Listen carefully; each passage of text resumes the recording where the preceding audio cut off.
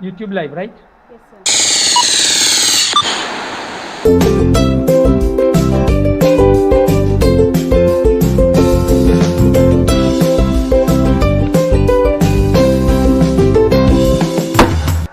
A warm welcome to all. As part of the Teacher Empowerment webinar series being conducted by our institution, today S&M Training College Muthagunnam, in collaboration with Department of English, Christ College Autonomous, Irinjalakuda, have organized an international webinar on the topic ICT in Education During and After COVID-19. At the onset, I would like to welcome our HMDP Sabha and our beloved principal, Dr. Asha OS, who has provided wholehearted support to organize this event and who will be inaugurating this webinar. On behalf of our institution, I extend my hearty welcome to Father Dr. Jolie Andrews, CMI, Principal, Christ College Autonomous, Irinjalakuda, who has consented to felicitate this program. It is my privilege to welcome Dr. KJ Verghese, Associate Professor and Research Supervisor of Christ College Autonomous Irinjalakuda, who is the backbone of this program and one among the keynote speakers of the day. On behalf of SNMTC, I would like to welcome Dr. Andy Astrifan, who has readily consented to be one among the chief resource persons of the day. Hearty welcome to you, sir. I welcome Dr. Mutmaina, faculty of Al Azharia Mandir University, West Sulawesi, Indonesia, who is also the resource person of the day. Warm welcome to you, ma'am.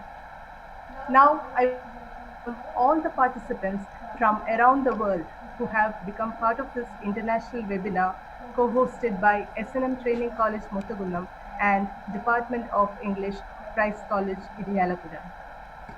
Now, let me welcome our beloved principal, Dr. O.S. Asha, to give her inaugural address. Over to you, ma'am. Respected Principal, Christ College, Irinjalakuda, Father Dr. Jolie Andrews, respected resource persons, Dr. KJ Verghese from Kerala, Dr. Andy Ashrifan from Indonesia, respected Mutmaina from Indonesia, and respected management officials of both the colleges, dear faculty members, and esteemed participants of this webinar. A smart good morning to one and all. At the outset, let me express my great pleasure to the officials of Christ College, Irinjalakuda, for collaborating with S&M Training College, Muthagunnam, a premier institution in the field of teacher education, for organizing this webinar.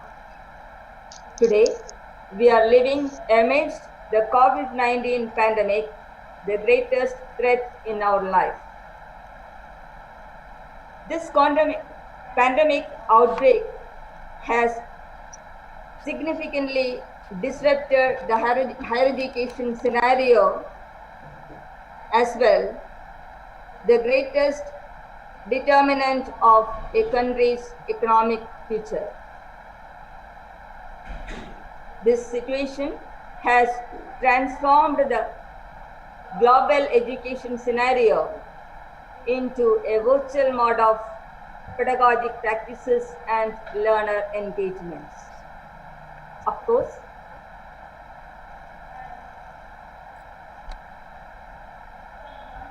and challenges due to its hasty implementation. It is possible to overcome these challenges and concerns by adopting a multi-pronged approaches and strategies for its implementation. I hope today's webinar explore these possibilities.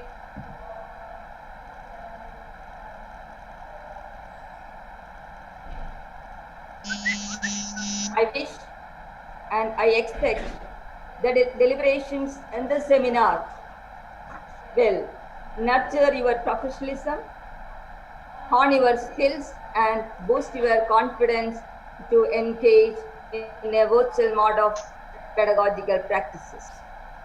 With these few words, let me announce that this one-day international seminar on the theme ICT in education during after COVID-19 is being inaugurated with your support. Thank Once you, ma'am. again, wishing you a brilliant experience of this webinar. Let me conclude. Thank you all. Thank you, ma'am. Let me now invite Father Dr. Jolie Andrews, CMI, Principal of Christ College Autonomous, Irinalakuda, to offer his felicitations.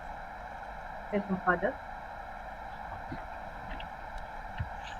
Okay, welcome. Am I audible? Yes, Father. Yes. Yes, Father. Okay.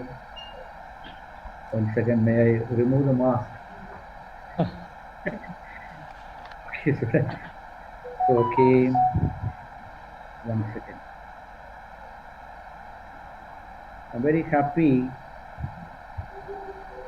to note that today we are having a international webinar, ICT in education during and after COVID-19.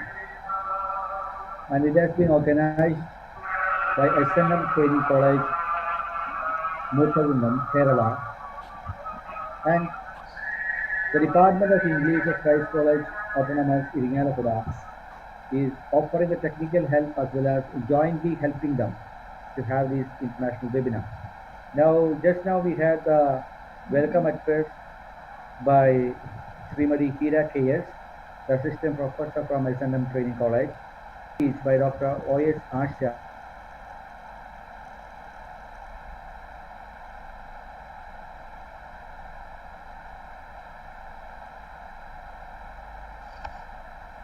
forward in the ICT realm in the education scenario during this COVID pandemic time.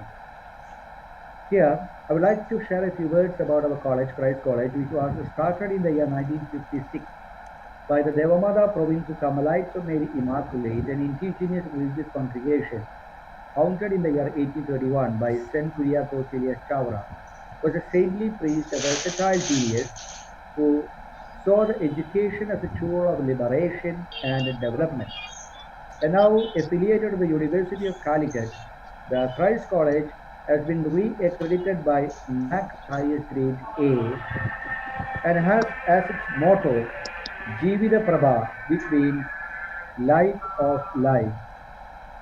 Now, Christ College is a part of century-old tradition of the CMI education, which offers an ideal vision of education that is aware of and responsive to the challenges of the nation's present situation. College became one of the prominent epicenters of the academic training in the country, thanks to the visionary leadership given to it by its first principal, Padma Father Gabriel. At present, college has 27 UG programs, 16 PG programs, 11 departments having PhD research guides, and also offers 21 certification programs, and has also entered into MOUs with the University of Switzerland, South Africa, Leibniz Institute for the Applied Geophysics, Germany, which presents the students with an international exposure. Now, our campus is a lush, green, beautiful one, which is one of the lucky locations for many of the teacher films. A casual walk to the campus will definitely help one to strengthen the immune system. We think of health these days, and new models of education start to evolve in the wake of present pandemic crisis. Even before COVID-19 struck, Christ College has already ventured to e-learning platforms. Our Christ Open courseware is a learning field which includes video tutorials, lecture notes, and practice questions. Christ Open courseware YouTube channel has at present around 200 high-quality video tutorials prepared by our learned faculty members. Moodle software is used by the faculty members, and all the students are enrolled in this platform, which has largely helped to carry out online learning process. And I think Christ College He is giving the right leadership to the people around in COVID-19 times in terms of quality online learning mechanism. Of course, teaching learning process is facing an unprecedented crisis. Previously, the teachers were a little bit shy when they are grappling with many of the online platforms. But now the era has come where the teachers have to jump into this digital way. Now, in this particular scenario, I think we have to break a kind of a mental shell that is around us, whereby we're looking at a technology with a little bit of suspicion whether it will belittle our role. So this breaking of the shell will be definitely useful for the students and who are very eager, especially from the students' point of view, they are very eager to look into the new forms of learning. And that, I think, will help to transform the role of a teacher into a role of a guru. As we already know, the word teacher in the Sanskrit has got a different shades of meaning. Adhyabak is a teacher who gives you the information. Upadhyaya, one who combines the knowledge with the information. Acharya, who imparts the skill. Pandit has got a deep insight in the subject. And the Drishta is a visionary and is a teacher who helps you to think in that manner. And finally, the teacher has to transform as a guru. Guru is the one who is able to awaken the wisdom in the student, leading him or her from the darkness to the light. Now, I hope and pray that the teachers, the faculty members, will use all the wonderful ideas that have been exchanged by many of the international figures for coming over here, by which they may be going for this transformation process, whereby they may be able to break a kind of a mental shell which they themselves have formed about the technology. And I know from my experience, Dr. KJ Varghese, our Dr. KJ Varghese from the Department of English, he's got a lot of science background with him, will definitely help you. And I special appreciation to the Department of English for co-hosting today's international webinar. I especially appreciate the SNM College, the organizing secretary, our beloved KJ Wagisa, everyone who have taken all the effort in order to make this webinar a wonderful one. I already heard that there are more than 1,000 participants here. So I offer all the I would say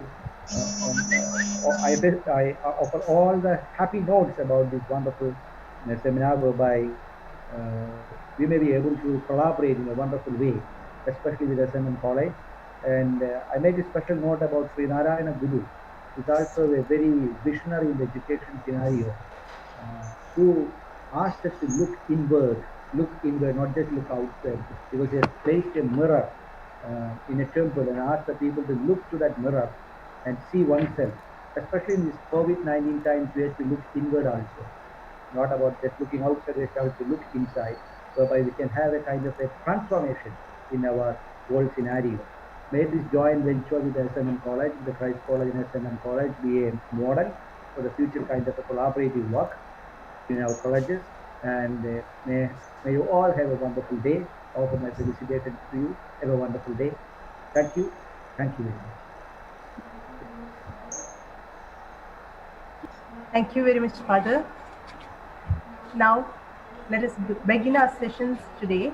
The first resource person is Dr. KJ Varghese, who is the Associate Professor of English and Research Supervisor at Christ College, Irinjalakuda.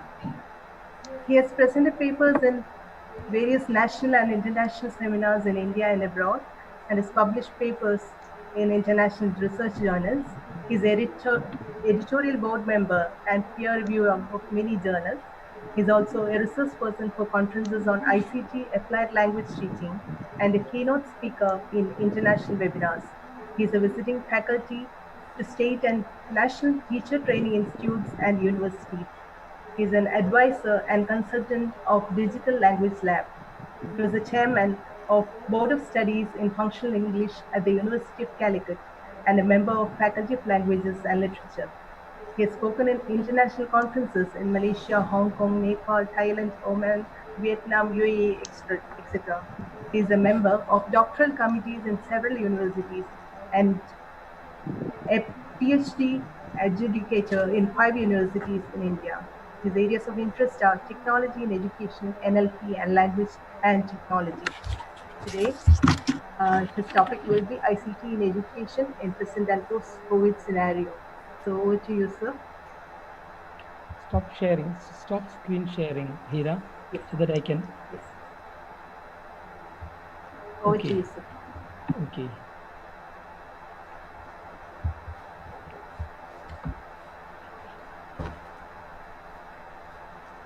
Hi everyone. Good morning, and it's good morning from India. I know there are participants from all over the world now. So naturally, it would be like Andy, you are sharing your 1 second. I'll do one thing. Okay, I think you can see me now. Andy, you can see me now. Yes, Yes. fine. Okay, in the main screen. Oh, that's great. So it's my duty to set the ball rolling, as the coordinator Hira said. So I'll begin with my presentation, and then go over to Angie. Will be the second speaker, Professor Angie, and Professor Mutmaina will take over after him. So to begin with, we are going through a period of crisis. We all know that. We are going through a period of crisis. At the same time, we cannot just keep silent. We are supposed to engage our students with whatever technology that we have. So, in my presentation, I'll be concentrating on why of ICT, why ICT should be used both in the present and in the post scenario. Okay, maybe in blended learning, and then what are the benefits of using ICT as far as, because most of our teachers have a lot of concerns regarding the use of ICT, but to tell them how they can use it in a very effective way.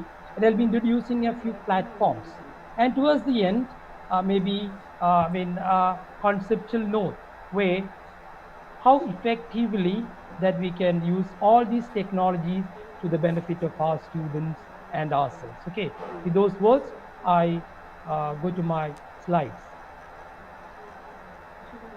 So I've titled today's presentation as ICT in the present and post-COVID scenario. Here, when we speak of ICT, it's a word that we have heard a lot. Let me ask you what exactly ICT is. But before that, I would like to tell you the experience which I had maybe years back when I ventured into a research on ICT. Okay, because I came across a book titled Children's Machine by William Pepper.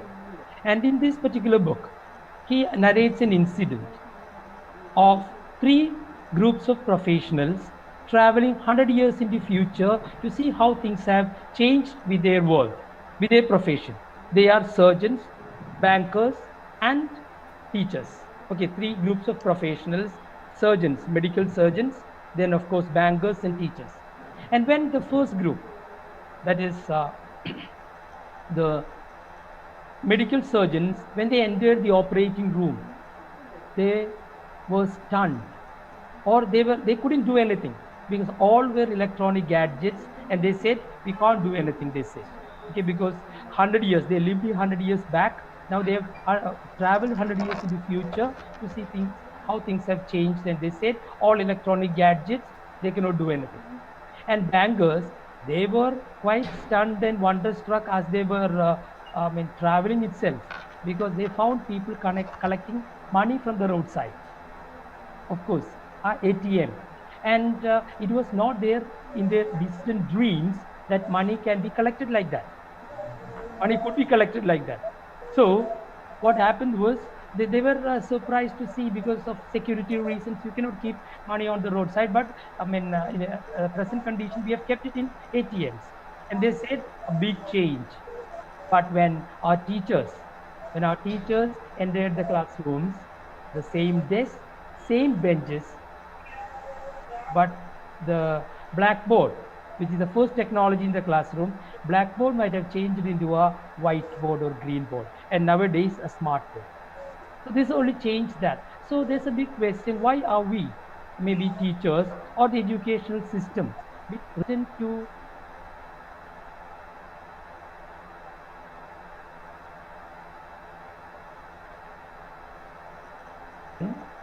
when people in the all walks of life are doing it?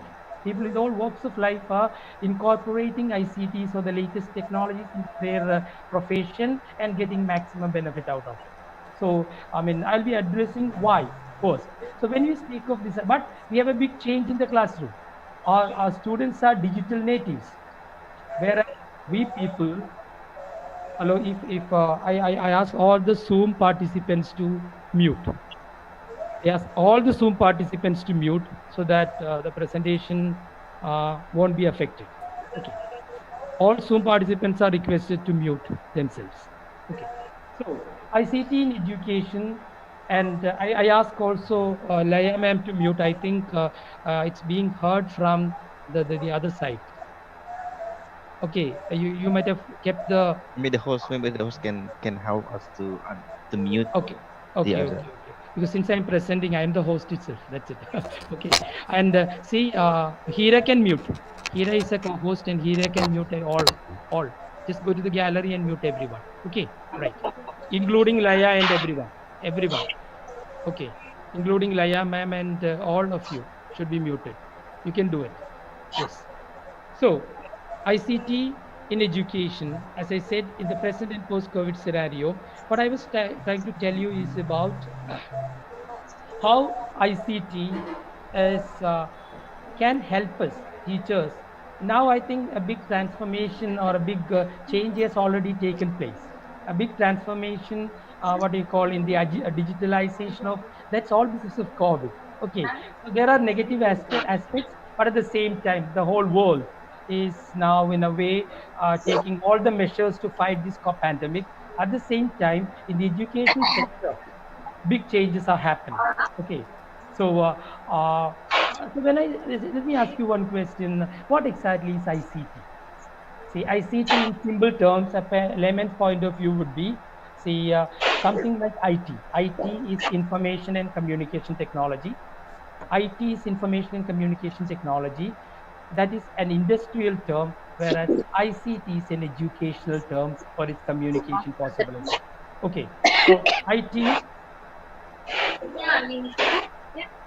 Please, one question, please. Hira, can I hear you? Hira. Yes. Okay. So ICT in education and in the present and post-COVID scenario. So when I say the flow. So here, mute everyone. Ask Laya to.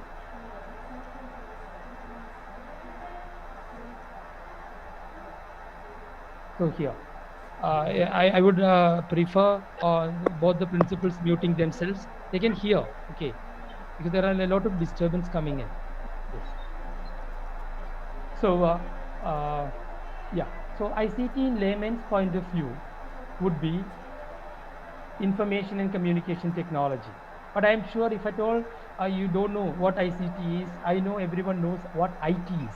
IT is industrial term, information technology, and ICT is educational term for its communication possibilities. Okay, so when we speak of this is what I should begin with maybe defining ICT. This is ICT. I am indebted to Professor M.U. Piley for this slide. I'm a visiting faculty to Regional Institute of Education, Mysore, and this was a slide prepared by him. What is ICT? ICT is nothing but retrieving information, transmitting information, storing information, creating information, processing information, collaborating, communicating, displaying, and receiving information. So, in a way, all these is part of an ICT. See, e-learning comes some way. E-learning is so ICT is an umbrella term which speaks of, applications, softwares, which will help us to retrieve information. See, these are the different, what do you call, applications through which we can retrieve information. And for transmitting information, we have so many: internet, WAN, GPRS, intranet, infrared, so the Bluetooth, all are for transmitting information. Okay, and for storing information, we have all these hard disk, flash drive, etc. For creating information, see, that's something very important in content delivery. Okay, we have to create information too, in the new normal, so-called new normal. We have in a technological way of teaching, we need to create information, and we have so many audio, multimedia, text, blog, screen, authoring tools, etc. And for processing information, we have again so many different tools. And for collaborating, we have so many. Yeah, this is something very important for teachers. Nowadays, we need to collaborate a lot. We need to network a lot. And then for communicating, we have forum, and that's also for in interpersonal communication and group communication. We have e-forums, instant chat, a lot of. Then for displaying information, we have all this, and for receiving information. So in fact, ICT is retrieving, transmitting, storing, creating, processing, collaborating, communicating, displaying, and receiving information. And don't worry about seeing all these different applications and softwares. Okay, we need not master all of this, but we need to master only a few, so that we can help our students, we can reach our students. Teaching is often said to be reaching, and especially in the pandemic, we need to reach our students, and we can reach only through latest technology. So this is ICT. Now, what is behind this virtual classroom? See, I'm familiar that you're all familiar with digitization. Everything can be digitized. Everything that can be digitized will be digitized. Text, pictures, voice, video, all can be digitized, because these are the things that we use in our classroom: text, pictures, voice, and video, and everything can be digitized. So interactive conversations can be digitized, and interactive environments can be digitized. So in a way, the whole classroom can be digitized. So even in the pandemic time, we can reach our students through virtual media, because whatever we do in the classroom can be what they call digitalized, and we can reach our students. Okay, so next is an important point: what is ICT in education? Because ICT is used for, latest technologies are used for many other purposes. And what exactly is ICT in education? Hello, hello, hello, Hira, Alaya, please mute yourself, I think, or you can, Hira can mute everyone. You are a co-host. And please, Laya, please mute your side. I think it's happening there. The problem is there, because I hear the YouTube voice now. Okay, so here, ICT in education. Yes, so this is ICT in education. ICT in education is teaching, learning, assessment, professional. So when we think of ICT in education, first what comes to our mind is teaching, learning process. Okay, teaching, learning process. And there are two important aspects. One is the content delivery, and the other one is creating content. Creating content is very important. E-content has to be created, especially in the asynchronous platforms. If you are to deliver your content through asynchronous platforms, you need to create the content. And content delivery, these are the two aspects of teaching, learning process, as far as teachers are concerned: content creation and content delivery. And we have so many tools for creating content. Authoring tools are there are there are different called with which you can create, say, computing devices are there, laptops are there, so many different. And then on the other side, content delivery methods are main. So maybe you are familiar with Zoom, Google Meet, and whatnot, Big Blue Button, Moodle. These are all, Microsoft Teams. So, and then you have websites. So content delivery. So in teaching, learning process, we are, interested in content delivery and content creation. Creating content, you have so many different. What we will be discussing it maybe on a later occasion. And then on this side, we have a lot of what you call content delivery methods, teaching learning. The other one is assessment. Assessment, see portfolio and the wikis, LMS, and Google Forms, etc., forums, etc., can be used for assessment. I'm talking about not the end semester or summative assessment, mostly what you call the formative assessment can be very well done through this. And then the professional development. This is something very important. Professional development for teachers. Because I mean, I used to say teachers who are not networking are not working. Okay, teachers who are not networking. Okay, it's all because of networking that we get, I mean, these kind of resource persons from all over the world to address us. We can listen to them. So networking is very important for teachers. So I mean, I would like to repeat it. Teachers who are not networking are not working. Okay, and then administration. I'm sure that the colleges might have taken steps to make everything automated. Library is automated now, office is automated now. That is the administration part. So we'll be concentrating on teaching learning process, professional development and assessment in our presentation. Okay, so this is ICT in education, and we have so many different applications and softwares. Now, something very simple, I'll just very quickly pass through it to convince that how media is important in our teaching learning process, how we can make use of media, the latest technologies in our teaching learning process, so that our students are benefited, we are also benefited. It is said that we learn 1% through taste, 1.5 through touch, 3.5 through smell, 11% through hearing, and 83% through sight. What happens when we go to the class and give the class? See, here everything is one click away. If you want to show a video, if you want to bring in some other ideas, if you want to show charts, if you want to show, so everything is just one click away as far as latest technologies and ICT are concerned. So it's quite easy for us to engage students with I mean, all these different kinds of information. Okay, so here, so through sight is important. And next one, it is said that we remember 20% of what we hear, 30% of what we see, 50% of what we see and hear. Yes, 30 plus 20, 50. 80% of what we say, and 90% of what we say and do. Again, 90% of what we say and do. In a virtual platform, see, this can be increased maybe because we do virtually things which can be easily done, may not be possible in a traditional classroom. Okay, so 20% of what we hear, and through the latest technologies, we have this way of giving maximum to our students, maybe adding up 20 plus 30 plus 50. Okay, so that is one. This is how they remember, because most of our testing process is limited to remember and understanding, which we will discuss later. Now, I'm sure that all teacher educators are familiar with this. Edgar Dale's cone of experience. Okay, and see, tip of the cone. Verbal method is often said to be least effective, and this is directly proportional to the retention level of our students. Okay, so see, the tip of the cone, verbal method is least effective.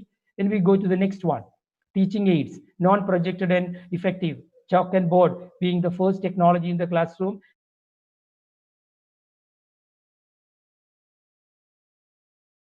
Than verbal.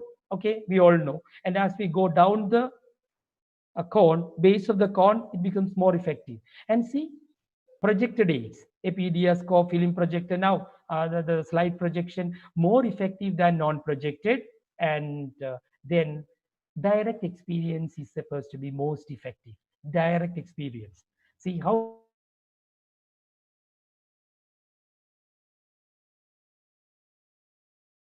even then it's virtual, but even then through ICT and latest technologies, we will get maximum of direct experience. Okay, and that is most effective.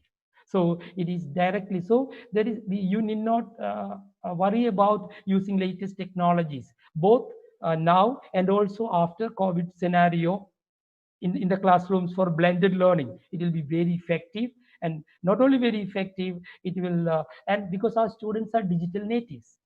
Okay, because and they need a kind of multimedia environment to study better. Yes, so this is Edgar Dale's cone of experience, which is directly proportional to, so as we go down the cone, base of the cone is maximum effective. So naturally, if you could incorporate all this media into our teaching learning process, naturally the students are going to benefit from that. Now, yes. Now let's. What is the impact of this information revolution? We all know that we are in information revolution, and what is the effect here? Because that's very important for us to discuss use of ICT in our teaching learning process. There's a metamorphosis of new processes and practices in all spheres and of human enterprise. All that's why I said bankers, surgeons. See, everywhere people have changed and they are using technologies to their maximum benefits. So we teachers are supposed to do what? Revolutionize human interactions across the world. Okay, and information revolution has what do you call revolutionize human interactions across the world. That's why we enjoy all this. We have people from Indonesia, Thailand, Philippines, US, all attending this conference, and they are going to give us feedback. At the same time, we have people all over. So the whole world has what they call emerged into a global village. Emerged into a global village. So we cannot just sit in our own classroom and say that we will teach our students. Yes, we can. But let me tell you, the old concept of a good teacher was a person who is 100% dedicated and committed, who often taught four walls of his classroom his world. Okay, so only such a dedicated teacher can think of four walls of his classroom, his world. But let me tell you, the concept has changed. Now, a good teacher is a person who can bring world into the classroom. A good teacher is a person who can bring world into the classroom. And how can we bring world into the classroom? Through the latest technologies. So the latest technologies through ICT and internet, you can bring world into the classroom. Now, and this information revolution has some educational implications. Now we have been talking in general. Now let's come to the business. This information revolution has an education is a tremendous challenge to teachers. Tremendous challenge to teachers. And let me tell you, it is not challenges, they are opportunities. Let's talk about opportunities and possibilities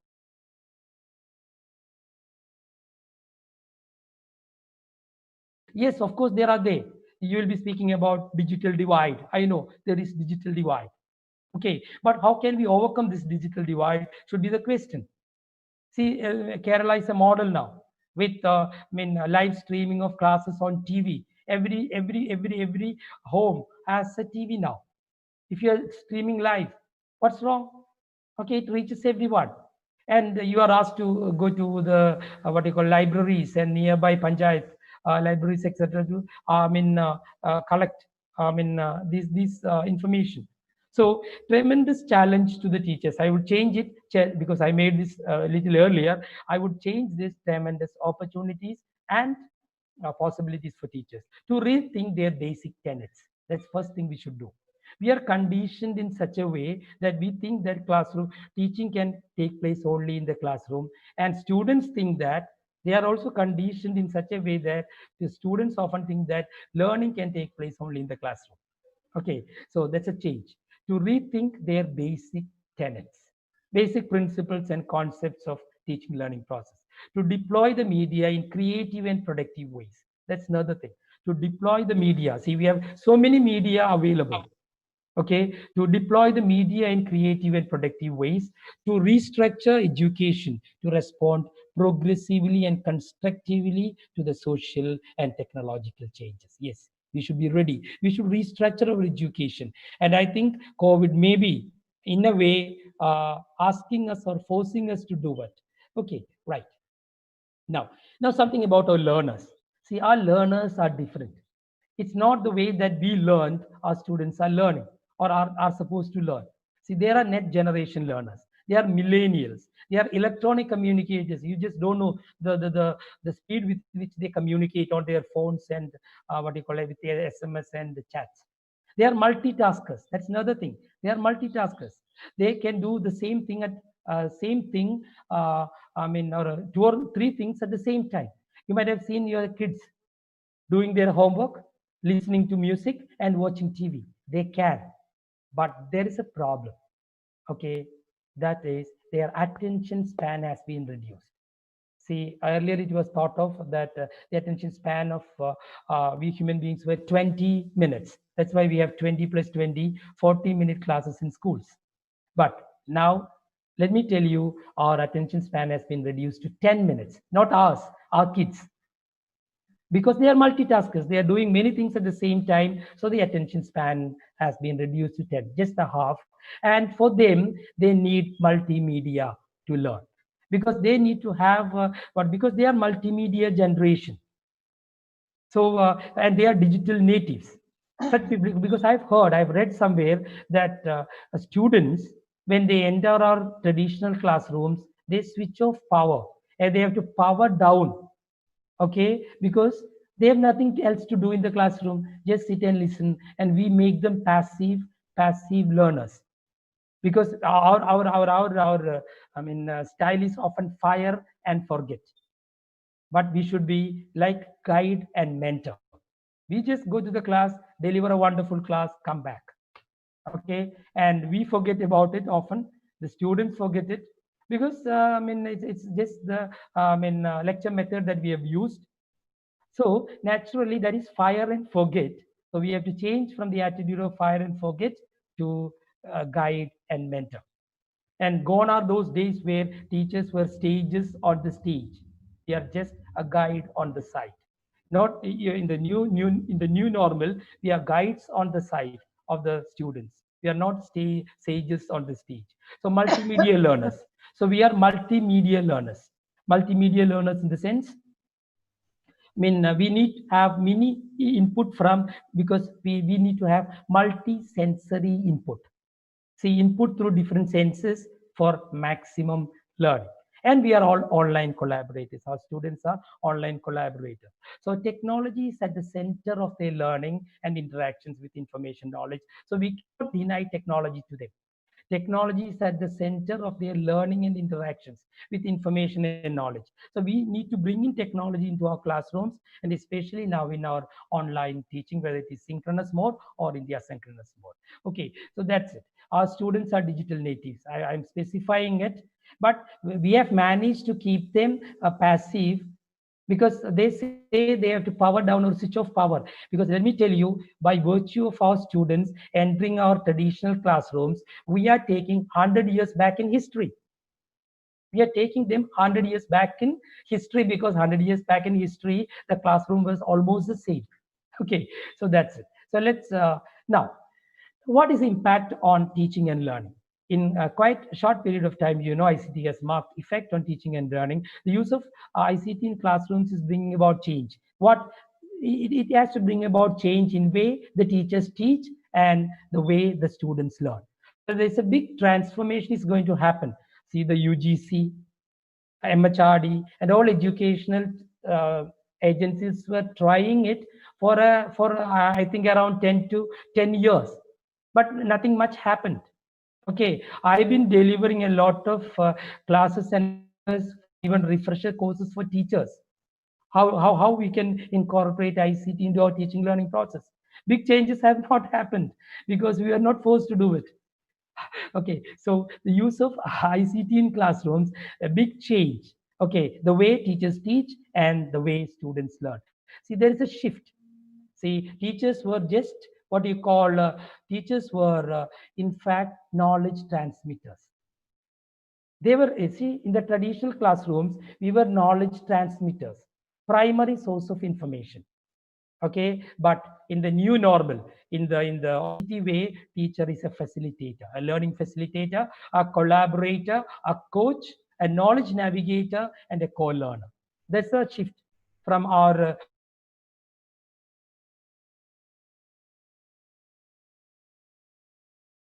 group now.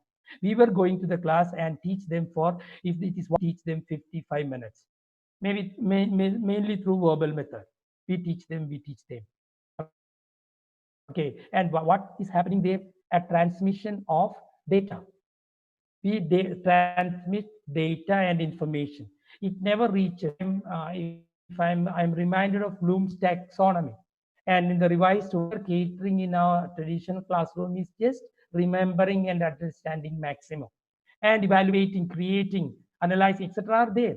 But what we in the classrooms often deliver the first part, the base of Bloom's taxonomy, mean the remembering and understanding. We are knowledge transmitters. We just transmit data, that's all. Learning, but here the new thing, learning facilitator, a collaborator. We have to collaborate with teachers. I've heard in the new normal, teachers saying, no, I'll teach my own students. See, you have to teach them collaboratively, share. Then coach has a different dimension altogether. Teaching or a teacher is a person who dwells only in the cognitive domain, but a coach is a person who has to dwell in all three domains: cognitive, psychomotor, and also I mean affective domain. The skill set is important. Okay, so we have to be coaches instead of what do you call teachers, knowledge navigators and co-learners. The other side, teacher controlling, directing aspects of learning. Yeah, I know whatever we do in trying to make the learning learner centered, student centered. Now our classrooms are teacher centered. Most of our classrooms are teacher centered. Okay, and how can we shift? But here, teacher giving students more options and responsibilities for their learning. In this particular new normal, teacher should give students, or we are forced to give them more options and responsibilities for their own learning. Yeah, that's true.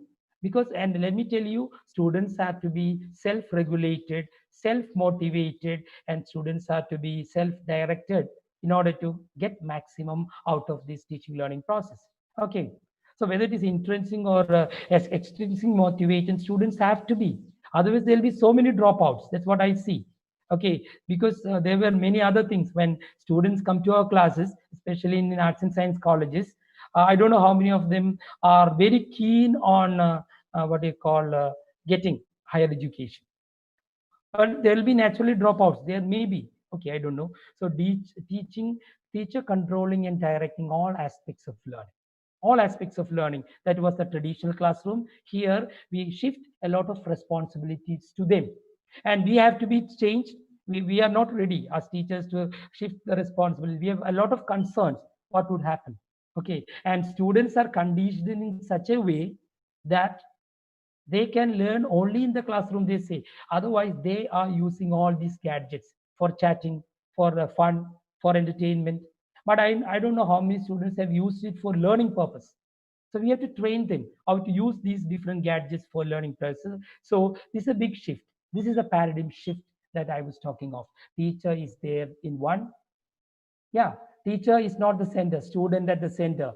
Teacher is just pushed to a corner, but very important. Okay, very important. And it is our duty to introduce students to all these different sources of information. It is our duty because all this information, all these sources of information are just one click away. See, in an online classroom, all these are one click away. At any time, in within seconds, you can bring in a video from TeacherTube or YouTube. I prefer TeacherTube. You can bring in a chart. You can bring maybe a lot of information, but you need to what you call monitor it well. But so when I was presenting the same thing a few years back, see, one of the JNU professors stopped me. He was a linguistic professor. He just stopped me.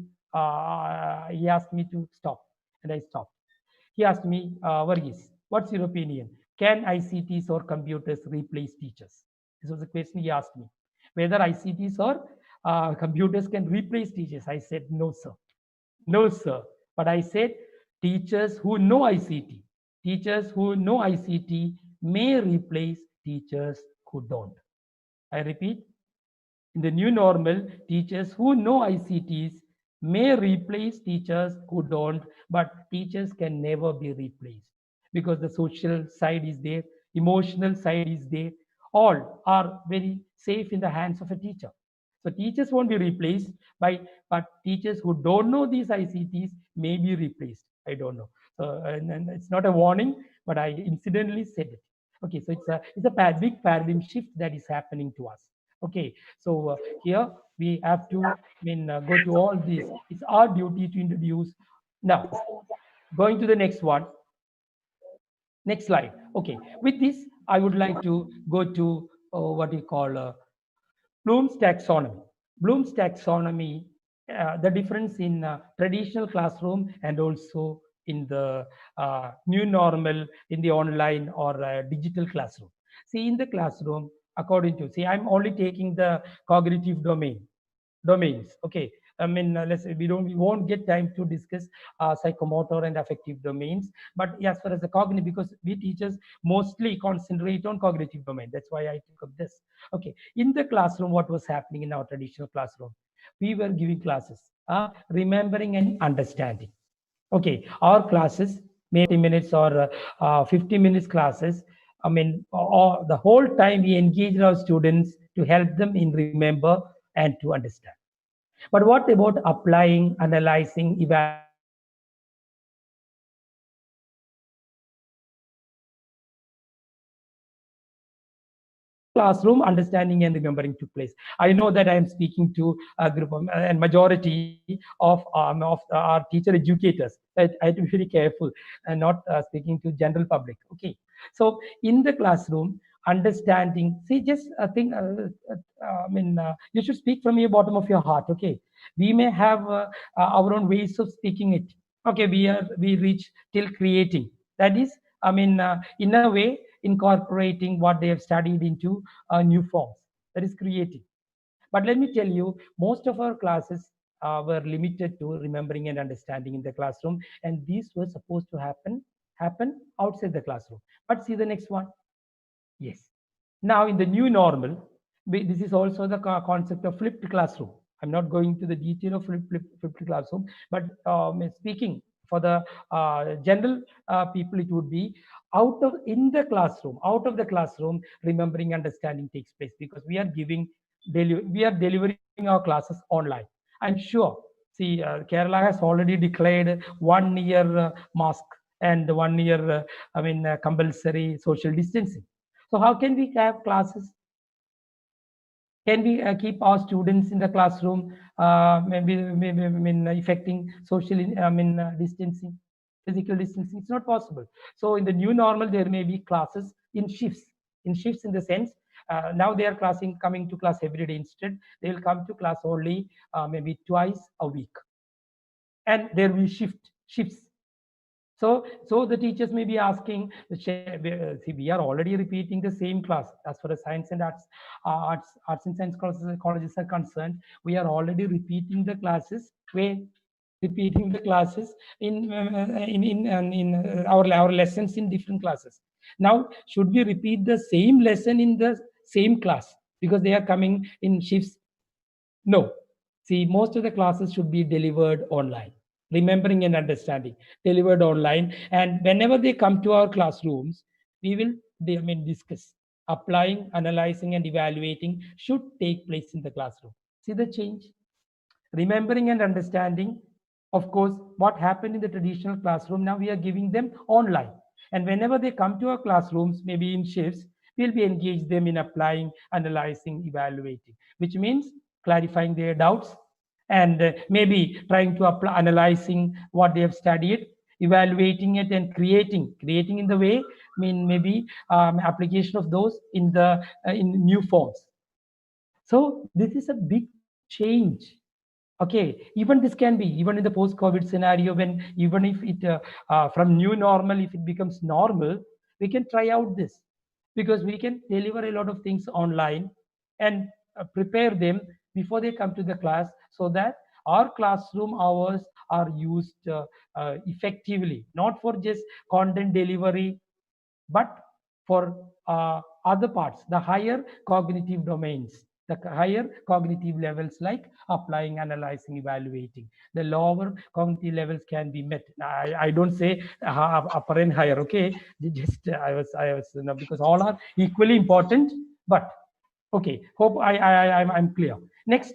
So what is ICT learning environment? See, I've just 5 to 10 minutes more because we started a bit late. I've kept my watch right. So ICT learning environment, how it is different? It is multi-sensory stimulation, my dear teachers. It is multi-sensory stimulation. Okay, please mute. Please mute. Please mute. Multi-sensory stimulation, but on the other side, it is single sense. See, in our classrooms, it is single sense stimulation, but in ICT environment, it is multi-sensory stimulation. And on the other side, single path progression, but multi-path progression. See, as far as ICT enabled teaching learning process is concerned, it is multi-path progression. It is single path. Exploratory inquiry based learning. See, we often complain that our students are passive. We often complain that our students are passive because in a way we make them passive.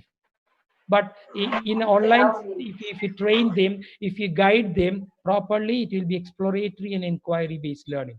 There is information exchange taking place. Only information there. In our traditional classrooms, often there is only hello, please mute. Hello, participants on Zoom, please mute yourself. You're disturbing the presentation. Please mute yourself. Hira, you can mute them, Hira. Yes. Yes. So exploratory inquiry based. Maybe it is in the source itself. Mute, please mute. Okay. Who is that? Yes. So sorry. So here, exploratory inquiry based learning, passive learning. Okay. So exploratory inquiry based learning, then passive learning. So passive learning, let me tell you, we make often our students passive. But let's give them a chance to inquire as they learn. And information exchange, information delivery. See, I showed you many information exchange platforms, e-forums, for example, teachers and students. Okay, where they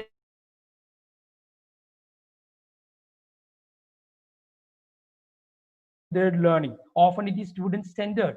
You may be wondering how online, because we can have small groups with which we can interact. You can divide the students into what you call fast, slow, and learners and address them. It's all possible online, but not offline. Okay, teacher-centered instruction in passive in teacher-centered instruction in traditional classrooms, whereas student-centered learning in online classrooms. Constructivist model of learning. Okay, more instruction occurs in small groups. Teacher moderates. Teacher is a moderator, a facilitator. Learning occurs so that it's constructive instead of what you call the old method that we often use in our traditional method. Okay, now synchronous teaching. I'll be passing through very quickly. See, these are the, I think you are all familiar with Zoom, Google Meet, Cisco WebEx, Skype, GoToMeeting. There are many. Okay, synchronous means both we and the students should be at the same time online, live. Often, because of connectivity issues and bandwidth issues, it is often difficult. See, it's often difficult nowadays because when we had a kind of survey, many of the students preferred asynchronous mode of teaching. And what is asynchronous mode of teaching? It is through Moodle, Google Classroom, Edmodo, WhatsApp, Telegram. We give the tutorial videos or video tutorials or notes, etc. I mean, in these platforms, and students can access it at their own pace. Because especially in the digital divide and especially in the present scenario, sometimes it is difficult for our students, okay, to attend our classes online always. I'm sure that most of you might have been told by your students it's difficult. Then the best thing is Google Classroom or Moodle, okay, or Edmodo, where you can give your own classes in the video format. Go for short video tutorials, prepared ones, which will and put it on these platforms, and then naturally students will. So when we think of course, synchronous learning is good because we can have both students and teachers on live, and you can interact. But here it should be always followed by some what do you call tests, assessment, quizzes, etc. Okay, so in order to tell you in a quick way tips for creating a successful tutorial, video tutorial, because many of our teachers find it difficult. It is very simple. Select the right tools. Don't be a master of all tools or try to master all tools. We don't need them. We need to know only very few, one or two video editing or screen capture tools, one or two online in platforms, Google Meet or Zoom or WebEx or that's enough. We are spending a lot of time for mastering all this. Okay, select right tools. Right tools, very important. Choose right recording location. That is also very important. Choose right recording location. rehearse. I have many things to say about it, but I'm just giving you the tips. Rehearse before recording, because recorded videos are always better than live ones, often, because we take time, we prepare, and we record, we rehearse. Think about your viewers, and think about your viewers, because when we are giving live classes, we have students in front of us. When we record videos, we don't have. But so think of them, see them in front of you, and record. Keep tasks simple and clear, but all these should be followed by tasks. It should be very simple on Google Forms. Edit post production, upload your tutorial video to the right platform. Very important. You should discuss with your students and come to an agreement which is the platform convenient for them. If it is WhatsApp, give the tutorials on WhatsApp.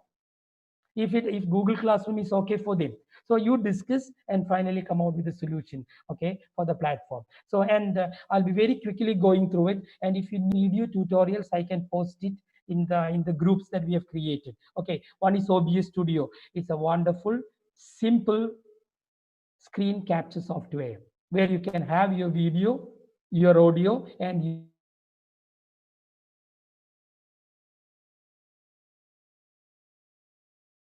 video is not that good for editing. You can edit it in live, or you can use then live, KDENLIV, then live, for your video tutorials. Or there's a very simple one. This is extremely simple one.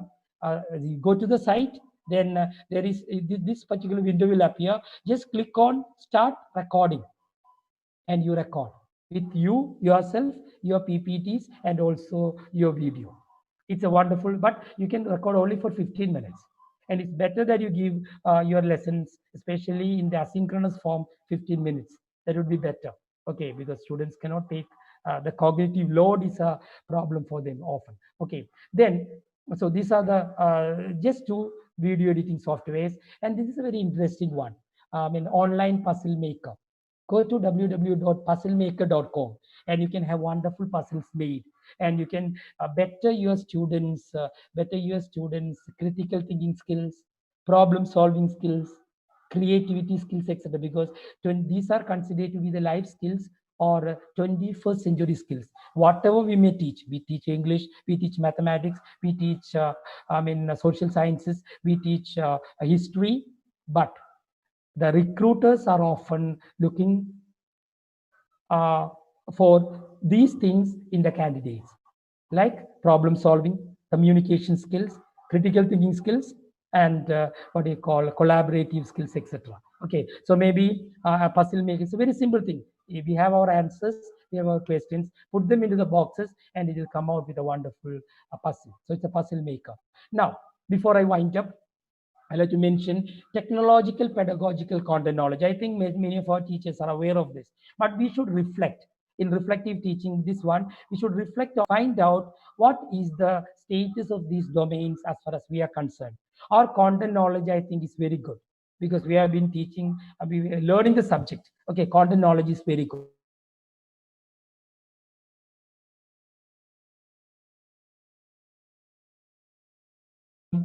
Teachers in arts and science colleges and other disciplines. Okay, teacher educators, because you teach pedagogy, so you know things. Okay, then it's the technological knowledge. Okay, so if it's a happy blending of all these three, and if it intersects, of these three domains intersect beautifully here, and it is TPAC, technological pedagogical content knowledge.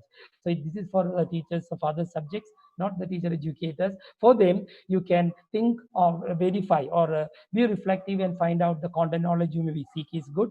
PK, and especially cybergogy. We'll be discussing this cybergogy. In the third speaker, we'll be discussing it.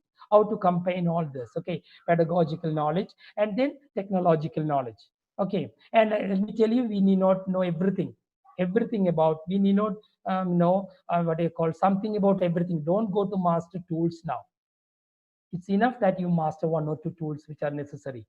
So try to know everything about something, not something about everything and you will be nowhere. Because I find now teachers hunting for tools. So many tools. Now there are tools in plenty and they don't know how to use it. The situation would be something like this. Okay, when you have too many tools, the situation would be like this. It doesn't matter how many resources you have. If you don't know how to use them, it will never be. See, you have so many ladders, but see the person, how is he looking to the other side?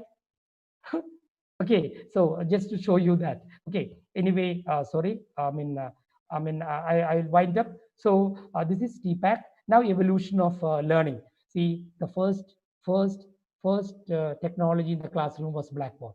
First technology in the classroom was blackboard and chalk. And now you can think where you are. Technology, whiteboard, marker, PowerPoint. You may be here sometimes, or I don't know whether you are with ICTs. Okay, take your own time. And progress through this continuum and be a very effective teacher. Now, influence of COVID on education, general assessment. See, positive outlook is opening new avenues in the field of education, paving way of learning new resources, giving an opportunity to experience new technology interventions, enabling learning new skill set, new skill set. We are learning new skill sets, reinforcing the need for continuous learning, right? Lifelong learning, because a teacher and everyone is a lifelong learner, and that is only through possible through ICTs. Okay, not classroom learning. We have to stop at one point of time. Creating a totally new education vertical means engaging different groups, maybe without costing much. Vertical education. I'm sure most of our educationalists are after that, making education vertical. This is a Microsoft NBATM. Okay. Now, negative influences we all know. We are worried about that. Closure of institutions, increasing compulsive use of electronic devices, effect on general well-being, then social disengagement, denial of extracurricular activities, exposure and experience. We say teacher-student disconnect is there, challenges in sustaining relationship is there, creating sense of all these are there, uncertainty and everything is there. But let's have the positive outlook, because this is a big. And if somebody asks, who led the digital transformation of education? Is it UGC? Is it MHRD? But I would say it is COVID, because these agencies were trying very hard for many years together to for a digital transformation of education. But finally, COVID has managed it. And let's see, in the new normal, we'll be going for blended classrooms. Blended in the sense, teaching online and also or reaching the students flipped classrooms is a wonderful concept. Okay, that's it. So it is UGC, not MHRD or UGC, but COVID, which has affected digital transformation of education. And see, now you may think a teacher should be like this. The backs is there, building new paradigm, information. Yes, yeah, this is maybe the way that we have to get trained through these webinars, etc. Sets 20 sets of skill sets for 21st century. A thinking pedagogy, I think. Okay, and return home maybe after this seminar. Okay, not this seminar, like this many webinars. And this is what I would like to tell you. I have already told, we may have so many resources, but we should know how to use one of them. See, one of the those ladders will help him to climb over and see what is happening on the other side. But yes. So let me tell you, I'm winding up. Using technology successfully in the classroom is a mindset, not a skill set. My dear teachers, it's a mindset. It's not a skill set. What we need to do is we need to, acquire skills in some of the applications. But after all, it's mindset that matters a lot if you want to be a technologically equipped teacher. So things are changing. We are moving from brick universities to click universities, and I'm sure that brick and click universities are going to exist. Okay, and all our education agencies were telling us to incorporate ICT into our teaching learning process to the maximum. Okay, so it is a mindset that we need. And to wind up, the successful implementation of ICT in education lies not in hardware or software, my dear teachers, but in humanware. And what is this humanware?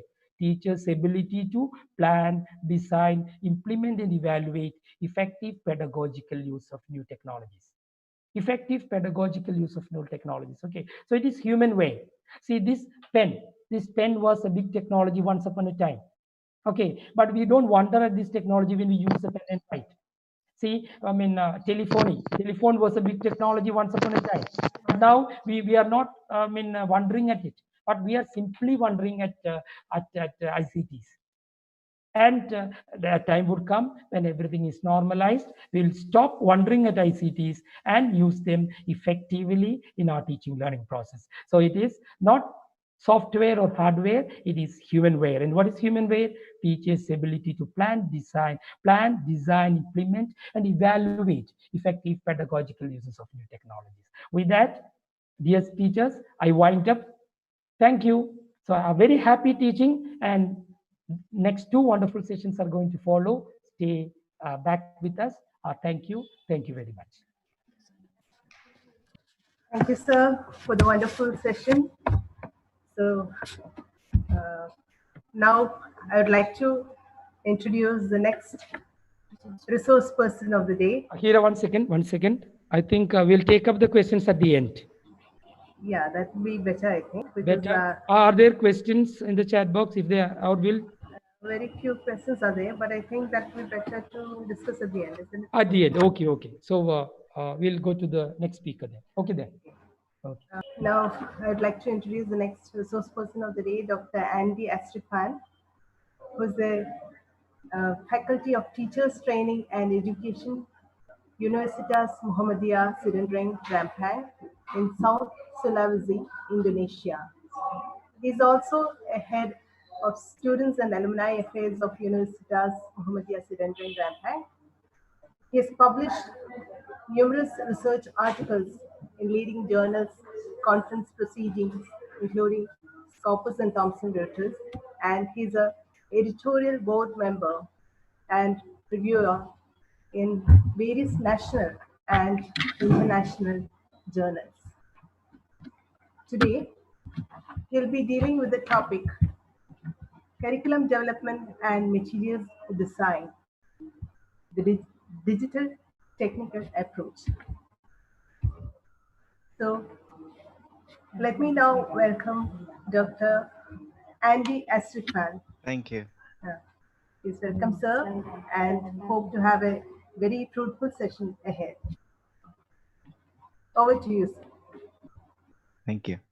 Yes, sir. I made you co-host. You can share the screen now. Okay. Okay, thank you so much. Good afternoon from Indonesia. Thank you to the principal, faculty, and staff from SNN Training College, Muta Kunam, and Department of English, Chris College, Autonomous, Irin Jalakuda, India. My Excellency goes to Professor Fargis KG. Thank you so much for the invitation, both to the two college. Dr. Mutmaina, thank you, and all the participants from all over the globe. Today, I'm going to share with you all about the curriculum development and material design. In this case, digital technology approach. Before I start my presentation, so let me show you the short video here about what will the future look like.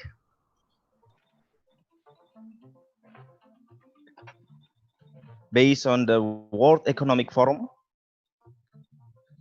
here the 7 technology tipping point. The first is technology about robot.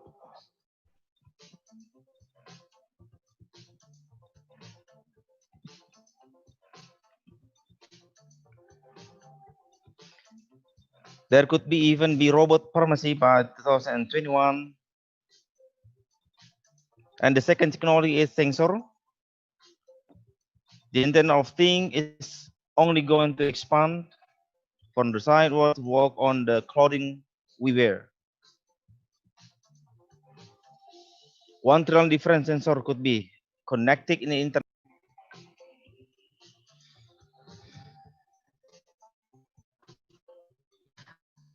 The next one is about the phone. We still remember that from year to year, our phone, the brain of phone they're very useful.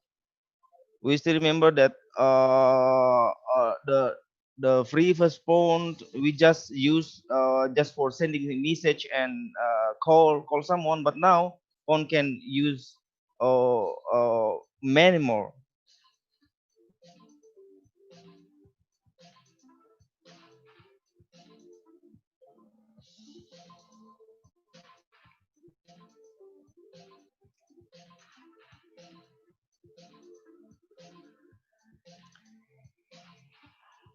The last is artificial intelligence.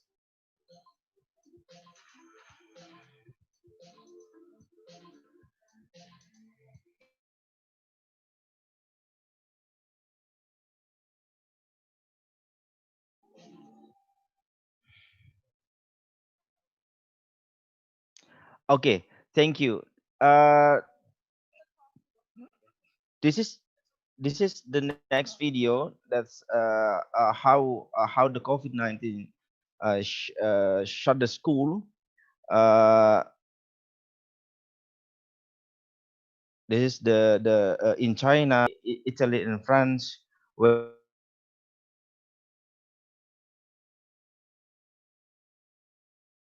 giving lecturing to the student, and then the student just learning from home. Okay, so what are you going to discuss today? There are four main topic here. The first is we will discuss about the curricula and textbook. In this case, the curriculum design, and then the textbook that is a friend of school, and then the designing effective material. In this case, material and text. What's the material and text? Basic tip for designing worksheet. And the next is about the digitally designed material and some recommended reading and best practice. Let me show you about the guideline for design effective English language teaching material. Designing why we should designing our material. We have the advantage and disadvantage. In advantage, so because that is a contextualization and individual needs, and also the personalization and timelines.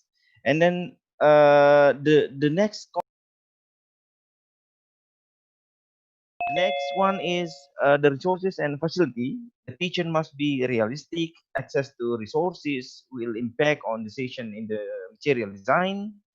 And then personal confidence and competence. We have to connect to the knowledge, experience, attitude, and how to use guideline correctly. And then copyright complaints. In this case, restriction, implication, and awareness. And the last is we have to consider about the time sharing the material. How much time need to share the material, working in team, and organizing the material. So here the guidelines, the nine guidelines to design the effective English language teaching material. The first ELT material should be contextualized, the focus on the curriculum, experience, reality topic, and we have to consider the first language. And the second is material should stimulate interaction and to be and be generative.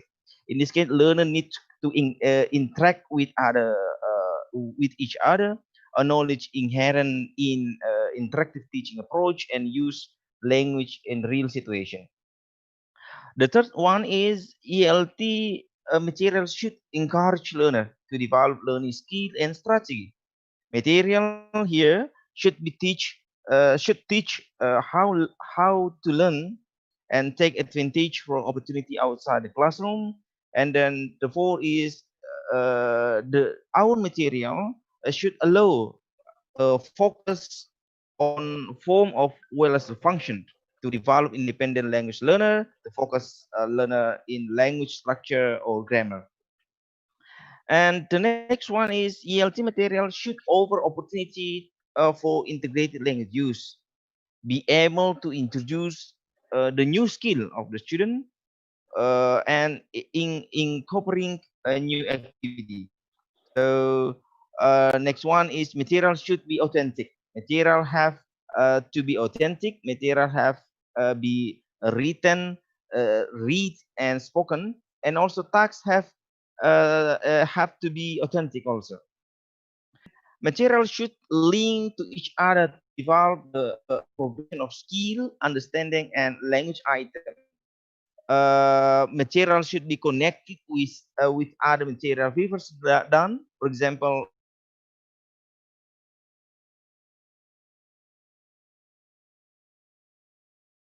teach or lecture the student just one skill, for example, in just in speaking, but we have to touch all the skill. In this case, in language, there are 4 skill. We also touch and make the connected with listening, reading, writing, and also the other component of language, vocabulary, pronunciation, and so on. And material have to have organization. Material must be focused in the specific learning goal, and material must be created in reinforce and earlier learning. The last one is material should be attractive. Attractive here is physical appearance, user friendliness, and durability, ability to be reproduced. And the last is should be the material should be have appropriate instructions. Instruction should be effective. Instruction should be clear, written in appropriate language. Okay, so uh, let's discuss that.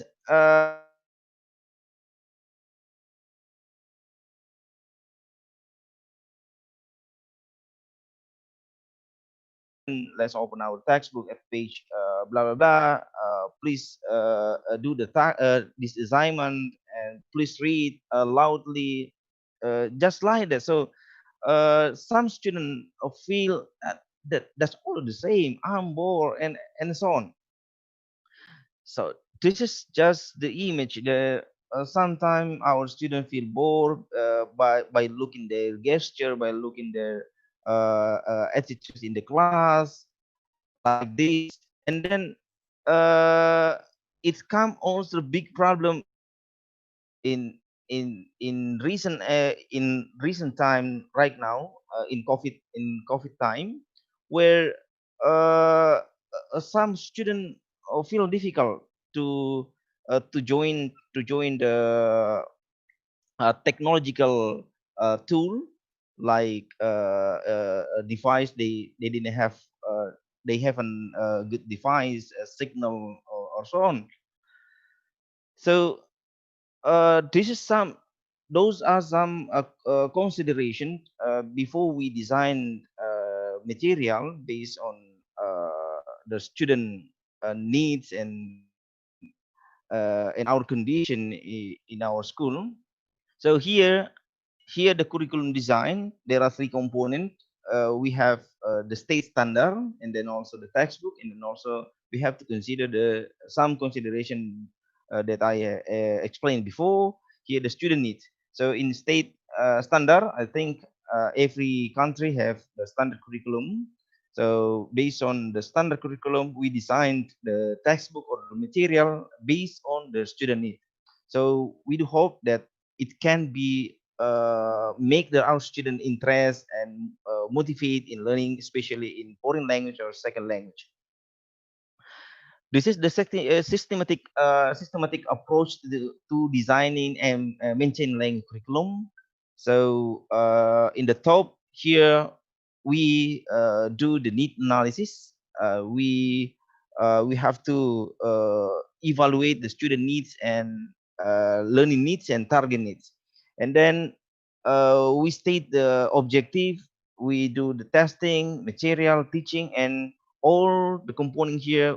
We do the do the evaluation in every, for example, every semester or after academic year. The curriculum designed, we have input, process, and output here. So what is the content in input?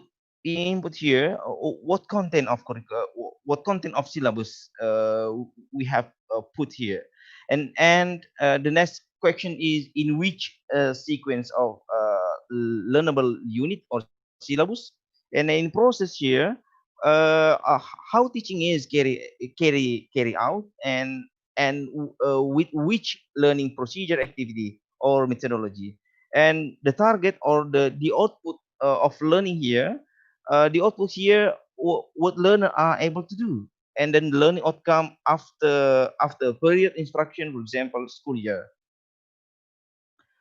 Okay, so uh, this is the fourth design, central design and backward design for the syllabus and methodology.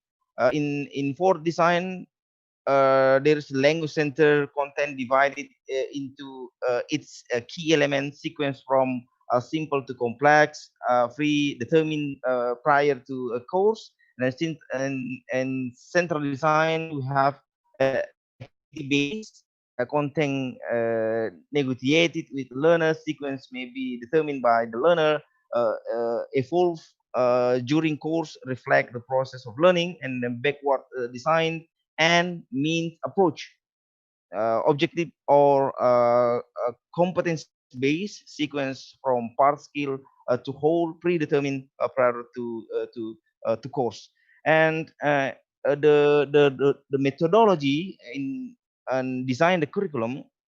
In for design, we have transmissive of teacher directive, practice and control of element, imitation of language model, explicit presentation of rule, and emphasize on accuracy.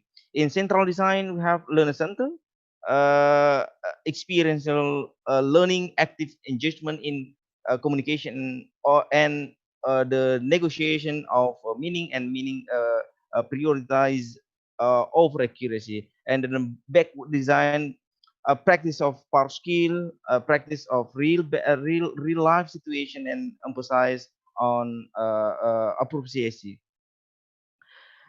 And the role of teacher and the role of a learner here in forward design and center design, and also in backward design, where the instruction model of language proponents, explainer, transmitter of language, knowledge, reinforce of correct language, and in this central design, facilitator of learning process, negotiator of content and process, encourages of learner self expression and autonomy, and organizer and planner of learning experience, model of language performance.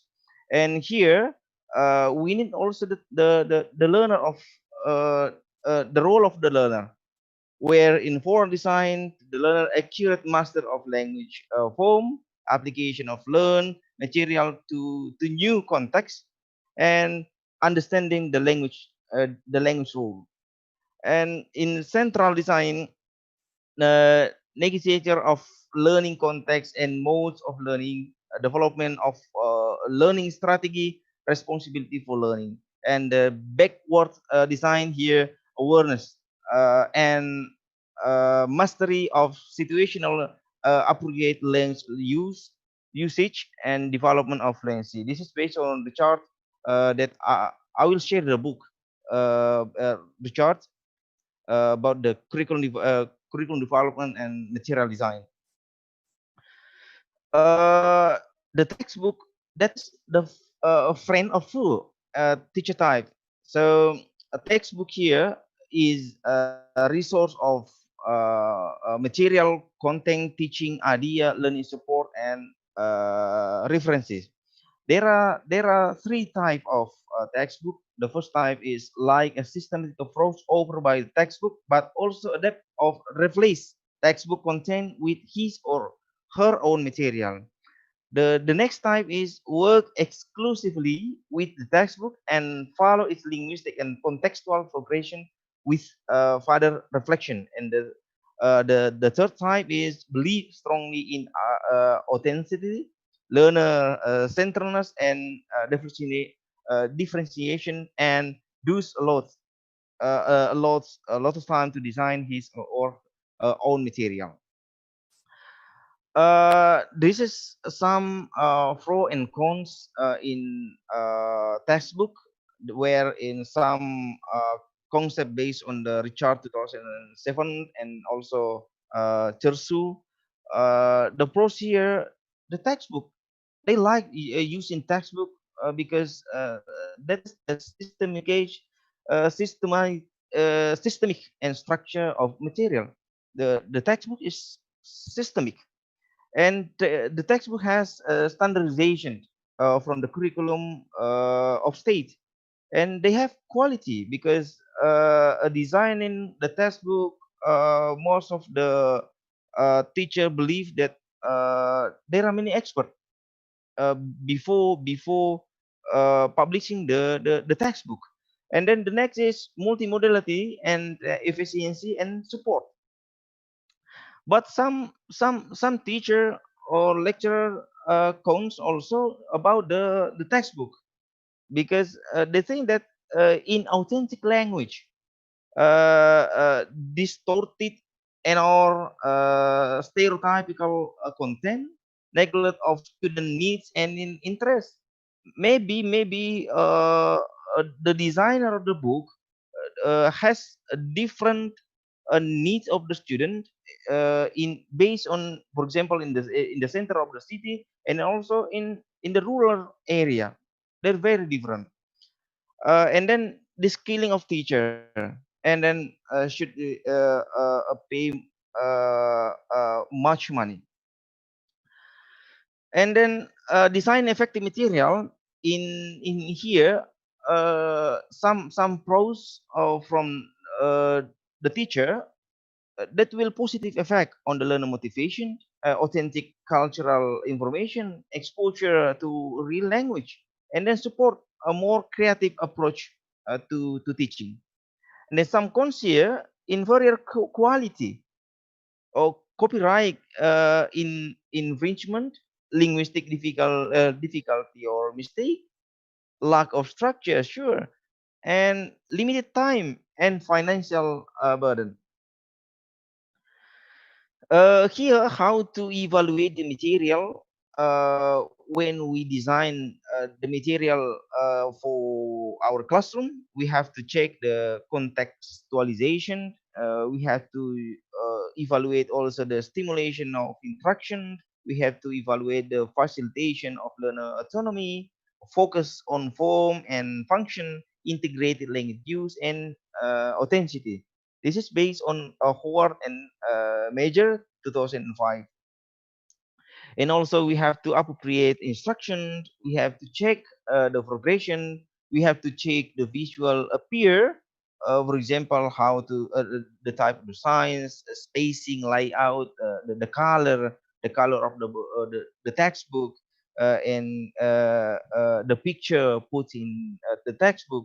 And also the last is flexibility. Flexibility here. How about the teaching approach using in the textbook, the methodology, language level, logistic, technology, evaluation, and outcome. Okay, here the material and text. So grading the text here, where the learner based on Nunan 2010. This is the grading text that we have to consider in evaluating our material. We have to consider the learner confidence, motivation, learning experience, learning pace, ability in language skill, a knowledge, cultural knowledge, awareness, and linguistic knowledge. This is some basic tip for designing worksheet. We have to consider the header, the margin, line space, margin, font, highlighting, picture, visual layout, annotation, and also the footer. We that will be influence the student to make our student also interest and motivate in reading our textbook. So the last point here is digitally designed material in digital technology, where there are seven consideration here. We have to consider the efficiency. We have to consider the peer creativity, education, mediation, sharing, and cooperation. In digitally designed, there are many tool provide in internet. uh, I found I take out Mr. Professor Fargis, that it doesn't matter how many resources you have. If you don't know how to use them, it will never be enough. That's the same that in internet there are a hundred and also a thousand a thousand material, a thousand website, a thousand tool that we have, that we can use to enrich our classroom. Some of them is Poplit, that is about organizing and presenting idea.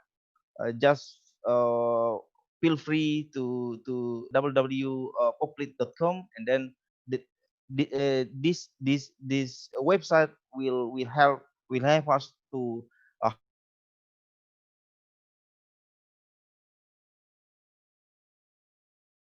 and then some of the tool also based on digital that can help us to design and also to present this based on like in a difficult situation like now we have to consider physical distancing. uh Texedo is word cloud with style. And then the other digitally tool here is Glogster. Glogster. Glogster. Just feel free in edu.glogster.com. This one can help us to interactive working space like this, that can help us to design the poster of vocabulary, or poster, or some uh, uh, uh, history, or a poster about the literature, and many other grammar, vocabulary. So the other tool is learning application dot org in interactive teaching module like this. This one we can create, for example, the material based on the topic given in a website, like culture, educational system, grammar, listening, literature, music, pronunciation, vocabulary, and word. Then this one is very interactive website also. And then some of the tool here that can help us in digital area, especially in difficult situation right now in COVID-19. There are many platform over there, platform free, and some of them we should pay also. uh s- that is the in learn a sailor org. We can join the course based on our expectation, based on the course. And then the other one is Quizlet. Quizlet, if you want to design the quiz, and then we connect it with our device, and then that easy our student uh, to to do the design. And then the other one is Quizy. I think some of teacher or lecturer have used this one, Quizy. And then some also LMS, learning management system. A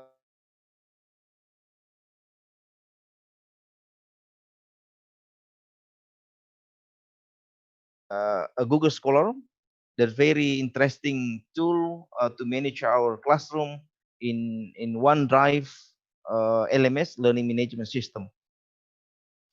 Here also some best practice there during the COVID-19.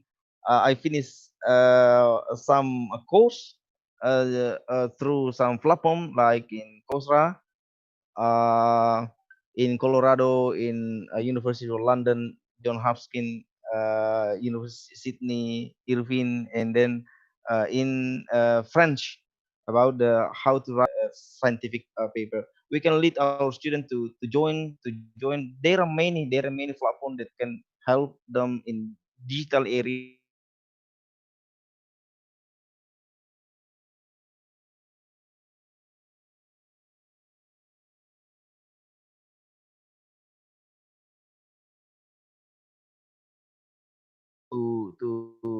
to help our student in this situation. We can also instruct them to use a Plickr. They're very interesting to apply in our quiz. And the most famous platform is, I think, Facebook. This one, there are many groups in Facebook, and then we can help our students to find out the material, and then invite them to learn all the material based in put in Facebook group, like in resource for English teacher. There are 1,000 material in this group. Okay, thank you so much for this time presentation. Okay, thank you. Thank you, Mr. Randy.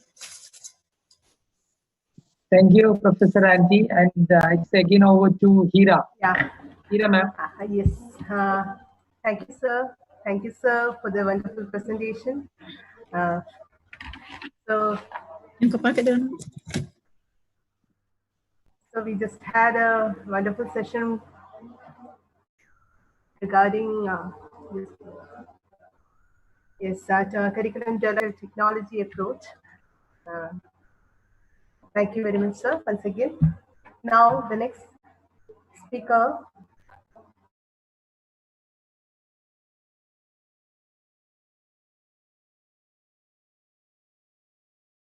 faculty of Al Azhar Mandar University, West Sulawesi, Indonesia. Her doctoral degree is in English language teaching through developing literature, and she has acted as a chairman of Language Department of Education faculty, and she's a public relations in a university. She's a member of Association for the Teaching of English as a Foreign Language in Indonesia, Dublin. She's a member of Loretta International University, Cambridge, a member of Association for Middle Level Education, AMLI, member of Lecturer Association of Indonesia, and member of English Lecturer Indonesia Association. Her interests are developing material and cybergogy. Today, she'll be dealing with the topic cybergogy in COVID times. So welcome, ma'am, and over to you for having a wonderful session. Ma'am, you can share the screen now. You're made a co-host, ma'am. Okay.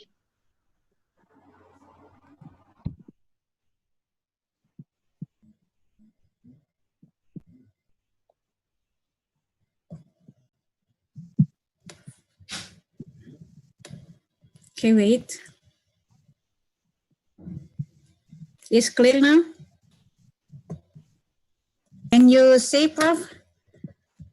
Yes, yes. Okay. Assalamualaikum warahmatullahi wabarakatuh. Bismillahirrahmanirrahim.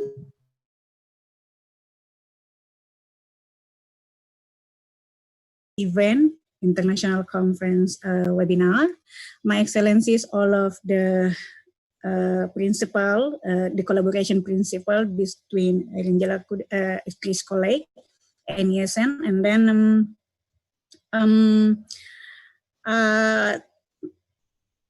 thanks to all of the participants who attend this international conference webinar. So this is my short bio. My name is Dr. Mutmainah, and then I am a lecturer in the Faculty of Teacher Training and Education in Al-Azhar Mandar University. And then this is my identity. You can find me there. I will share my topic about cybergogy in COVID time. Actually, as we know that during the COVID-19, we have or we get a shock culture, and then we try and practice a new habit as educator, as a teacher, and as a lecturer to integrate the technology, the artificial intelligence in our learning and teaching process. And then we are remote our learning and teaching during the COVID-19 because we are practice social distancing and physical distancing. This is the COVID or the pandemic effect. And then our menu today, I will share about the digital teacher, cybergogy, and e-learning design. Actually, Mr. Randy have explained more about how to design the material, Prof. Fargis about the digital and ICT in education as a tool, a technology as a tool in learning and teaching a process. The technology tool we are used today to make our learning and teaching to be more practical, effective, and efficient. This is about a digital teacher. We are now going to becoming a digital teacher. Why? Because here we are, we use technology, all of our teaching, our activity, our material, most of our activity in learning and teaching, most of them become in the digital now. This is a digital, the skill to integrate it in our life. Actually, we need this digital. And now we are, as an educator, we are a designer, we are a manager and assessor and developer. And then we are a teacher now. This is our position. Why we must becoming a digital teacher? Because we need to transforming our face-to-face classroom into a digital classroom. This is most of the tools to document our activities, our administration in language, in teaching and learning process. This is the digital technology. This is the power tool for learning and teaching process. And then here we are, the framework of a digital. We are here in the digital. We are a digital teacher. We must use some of tool or technology in our classroom environment, and then we remote our learning and teaching process by a digital. This is the digital classroom, and then to become a digital world, mean that digital world as a digital citizen. Prof. Vargas have explained more about the digital citizen. And the next, to become an effective digital teacher, this is the indicator. Actually, you must adapt with this condition, adapt with this culture and this new habit. We are now must define and evaluate authentic material. Mr. Randy has explained about that. And then use a social media to improve our development, basic information, communication, and a technology skill. We can use a software for to support student critical thinking. And then we must have ability to use a digital technology. We can file sharing, creating and posting a K-course document by online, and then the ability to teach using a multimodal composing. This is the indicator to becoming a digital teacher, maybe during COVID-19 or after COVID-19. And the next, this is our student. Mr. Prof. Vargas have explained about the student generation. Actually, our students in here, in Generation C, they are born digital. And this is the characteristic. They are high speed, multitasking, and iconic. They can collaborate and then doing some action or activities in the same time.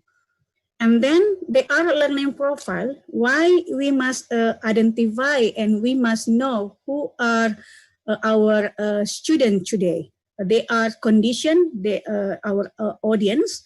This is the learning profile. You must consideration that your student today, they are in generation C. They are quickly to understand. They are multitask, and then you need to create or design or developing your material into the multitasking. And then this is the digital native do. Their characteristic, they are like or love to play electronic games. And then they can communicate in writing 24 hours in 7 days. And then they can adapt with face-to-face or they have 100 of virtual friends. That's why we must adapt with our student characteristic today, and then you analyze their need, what they want to create or to design your materials. And then this is the student indicator. You must identify your student today. They are in the digital learner. They can understand and demonstrate the benefits of a digital technology. They have a skill ability to experiment and create and innovate. And then they have skill to use internet and technology safely and responsibly, and have skill to using a digital technology during learning and teaching. But you must provide some application or platform.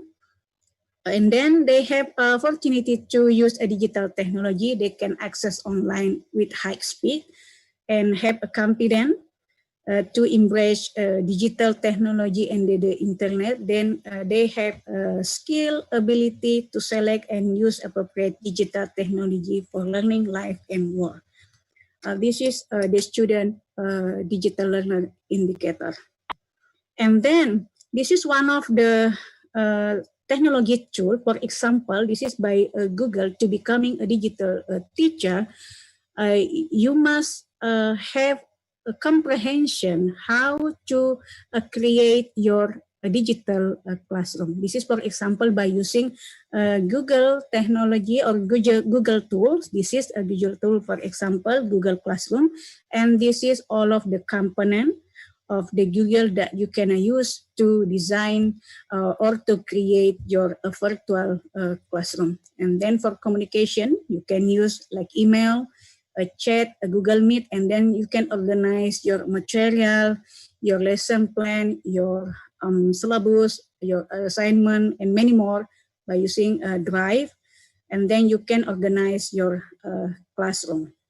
And then, as you know that Google have a cloud, this means that you can saving and store your all of your document, your administration in teaching and in learning. You can report by a cloud, and then you save, and then you can plug anytime and anywhere.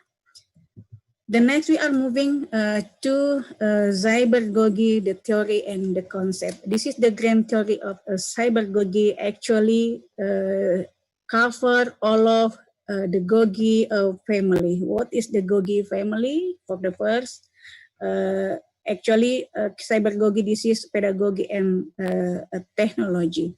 And then during the COVID-19, we are in this condition. Our face-to-face learning, our face-to-face classroom, we are transformation into the online or full online classroom.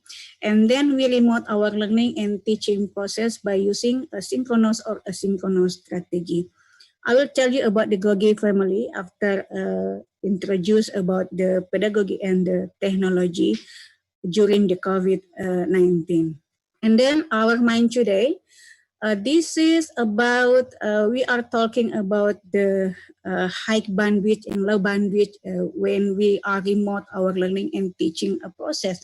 As you know that we have many problems about the Wi-Fi and then the internet with unstable connection and many more. So we can do or have a choice to remote our learning and teaching based on based on our student condition. For example, maybe your condition in the low bandwidth you can use in this zone for low bandwidth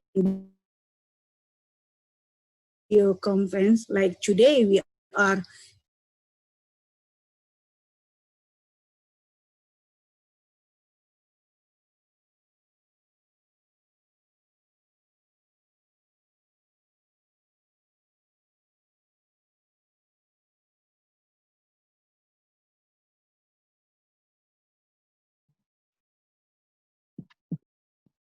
What's wrong, ma'am?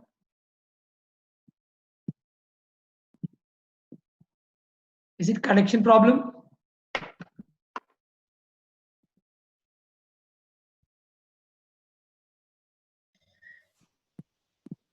Anything wrong? Okay, fine. wait. Okay. I have bad connection. Wait, I have bad connection. Yeah. Wait. Okay.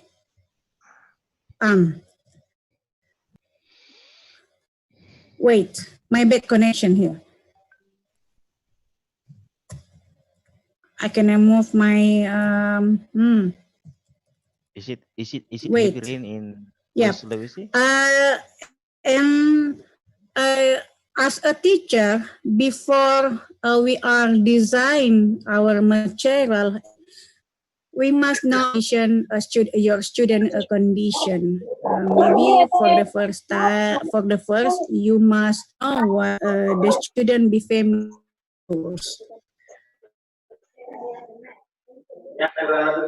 Yeah, my student, them they are with for example using WhatsApp. So I remote my learning and teaching process. You remote your learning and teaching process. This is for low bandwidth or asynchronous strategy. You can use the tool and video, and you can record and just like in your Google Classroom.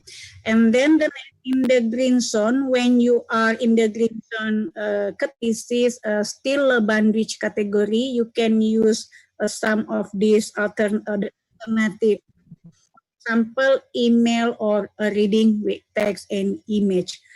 As you know, that most of the unstable connection and they have low bandwidth or have maybe internet in their home or asynchronous. This is synchronous design. You can use some of these platforms like or in you can remote your learning and process by this is for low bandwidth for synchronous.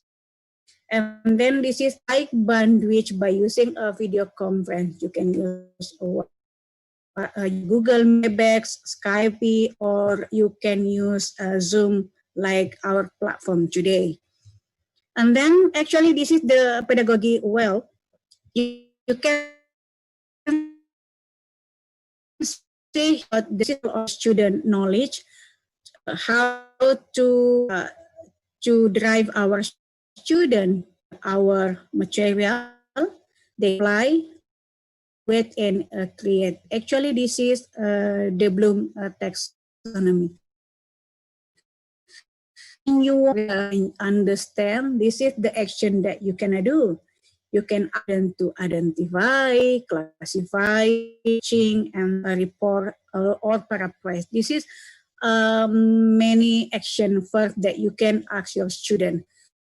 For example, or to understand your material and this activity. You can ask your student to create their mind mapping, their blog. This is the goal. and you can use to create or design your application.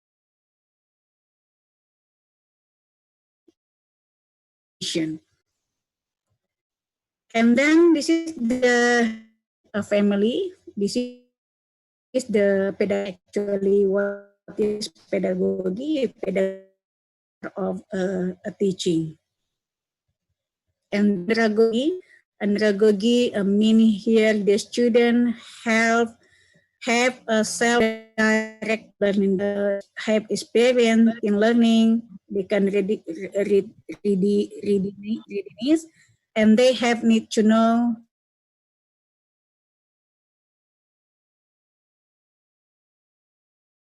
this is the pedagogy. Actually, the differentiate between pedagogy and the andragogy based on the learning. When you are remote, when you are learning and teaching by using in pedagogy category. I mean that here you shouldn't know how to learn with fundamental skill, education focus on process rather than the content, learner that is educator, move into work of the learner and explore. And this is help have self-determined learning. And pedagogy, this is pedagogy actually related to the how the student to mean here when we are learning and teaching process by using this pedagogy, pedagogy, and pedagogy to collaboration to improve student skill, communication, collaboration, critical thinking, and this is when you are drive your student to be a collaboration. You are using and then this is the cybergogy. Actually, cybergogy cover all of. No, it's And the being next, shared. eliciting the performance. This is actually this Okay, okay. is stimulate You're your getting it now. student to One doing second. the Mane, practice. ma'am. Actually, One practice second. makes perfect. You can ask your student to problem So, solving and making okay, okay. decision. This is related to the critical thinking Now it's skill okay. or Fine. Let me continue. higher of thinking skill. And this the last post interactional phase after your learning process. You need to phase here, providing feedback, assessing the performance, and incensing attention and transfer. What you will do in the how to providing your student feedback this activity, you can ask your student to giving the confirmation, correction, and remedial or giving information or informative based on their own opinion. And the next assessing the performance, this you can ask your student and give your student a test, maybe pre-test and the post-test here. And then the last, you can ask your student to predict and giving hypothesis or solution based on the problem solving or the concept that you give for your student to giving the solution.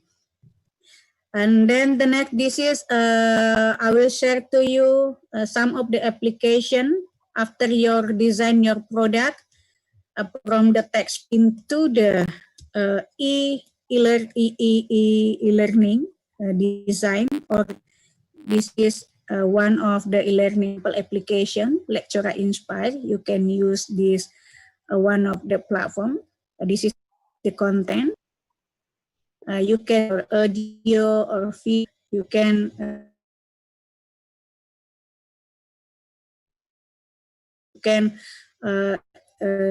upload it in this application. The next, being mobile in the classroom, you can use one of the application. This is by using Android. This is all of the content.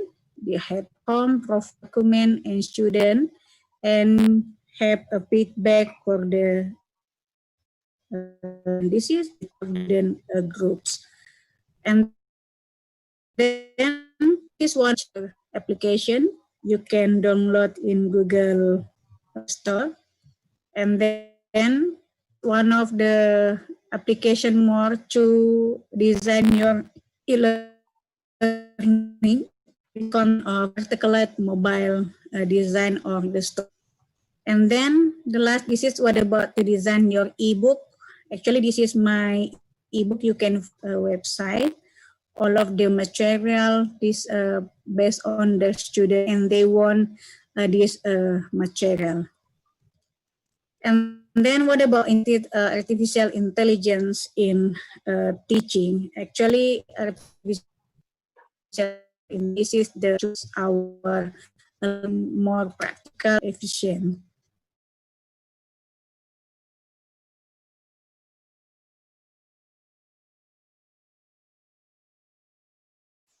For example, you can use artificial reality, dimensionality, and finality. Sorry.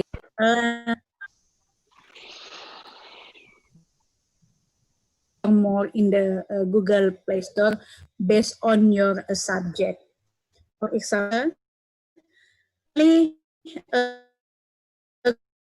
Google platform like Edmodo have you can class here, but the new one here, this Space Edu have a gallery or have materials in the platform. For example, this is the of the Space Edu. You can download it, go to this content. This is available as one of the language. My language, Indonesia, have Indonesia language. This is available Indonesian language. And when you want to learn my language, Indonesian language, the virtual reality based on language. And then the next, our artificial, we have a friend here, Suku. You can meet a cookie, you can talk, and you can discuss with find and meet cookie by this application. You can use Messenger, TikTok. And then this is my example. I talk to a cookie in session about the cloud, about the in Indonesia. And then friend, namely EVBoot. This is EVBoot. You can explore your connection and discussion many things based on project. Actually, I meet EVBoot just only to introduce my, because I am from language.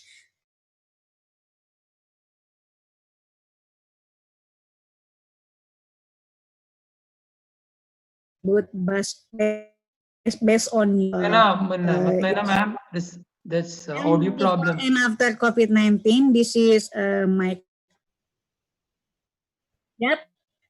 and then this is my activity. This is for activity by using my ebook, by using the student phone or handphone, and this is during the hiring process by using this. For example, I using Zoom. And what about the after quarantine?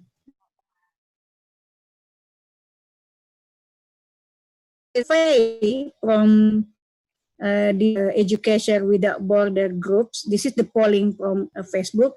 I found it from 435 respondents. They are agree.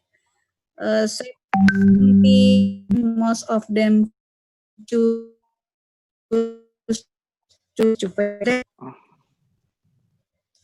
Hi, Prof.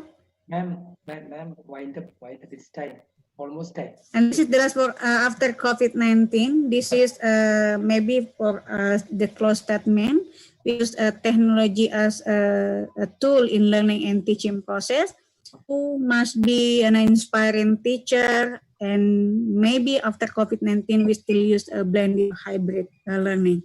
And this is there are some of application to improve your studying using you can download it and do the experiment with this application. Most of them based on the level of Bloom taxonomy here. And remaining artificial intelligence can use to improving your course, your learning, and your teaching.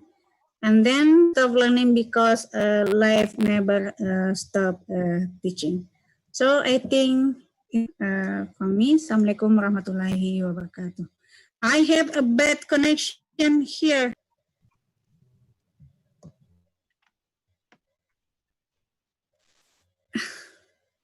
Okay, ma'am. Hello, Prof. Okay, that's okay. That's okay. Hira, over to you. Thank you, ma'am. Actually, I have unstable connection here. Yeah, Maybe this is mine. It is okay, ma'am. That happens because some connection issues are there. That is why we couldn't hear it at a stretch. But your session was really good. And we are now coming to the end of the session. Now it is time for the discussions. Yeah. So if any of you seeing this have any questions, you can just post it on the chat box. And in between, there are two questions I would like to point out. That is from Shankar Ankush. The question is for you, Varghese sir. Yes. Yes. One second. That is regarding this Bloom's taxonomy. So Okay. he just asked, do we have such a syllabus and equipments for creating, evaluating, analyzing, and applying in the classroom? That refers to Bloom's taxonomy. Okay. Yeah. I did speak about that, especially regarding classroom teaching, classroom delivery. I was concentrating on that. But I think that's I mean, we should not take that in the real sense of creating. See, for example, the knowledge that we transfer to them should be put into new forms by them. That's the creativity that we are speaking of. Okay, evaluating. So, I mean, as Bloom says, and the revised Bloom's taxonomy says, see, what maximum happens in our classrooms is just remembering and understanding from our side. And we often don't help them much for this evaluating. See, for example, this is again from the different activities through in the class. See, especially in the case of constructivist learning approach, we often try to include all this. Okay, so what happens here is, see, for evaluating and saying that it's not the examination, evaluation or assessment that we are talking of, but evaluating the message or the information that you have passed, going to the knowledge level, and they are putting this knowledge or this information into new forms with their creativity. These are the few things which are all part of the cognitive domain, cognitive levels. But often we consider them as higher cognitive levels. But even at most, what we do to assess them is through test papers. These test papers or end semester exams, to a certain extent, again checks their understanding level and remembering level. So in a way, to a certain extent, we need to go for the higher levels, and we need to have the what you call the, as you call, the equipment or the testing system in order to assess them. Then only it will be a complete learning process. We have seen only one side, that is the thinking domain or the cognitive domain. We have affective domain and also the psychomotor domain. As a coach, we will have to take all this into consideration, because we should see, there are problems at any in our system and the way that we go about. So if this COVID to a certain extent helps us to find out all that, that would be nice. That's my opinion. Okay, thank you. Hope I answered his question. Okay, Okay, Hira, thank next you, one. sir. Yes, thank you, sir. There's another question put forward to Dr. Andy. Yes. So that is regarding, yes, Dr. Andy, I suppose you are hearing this. Yes. Dr. Andy? Yeah.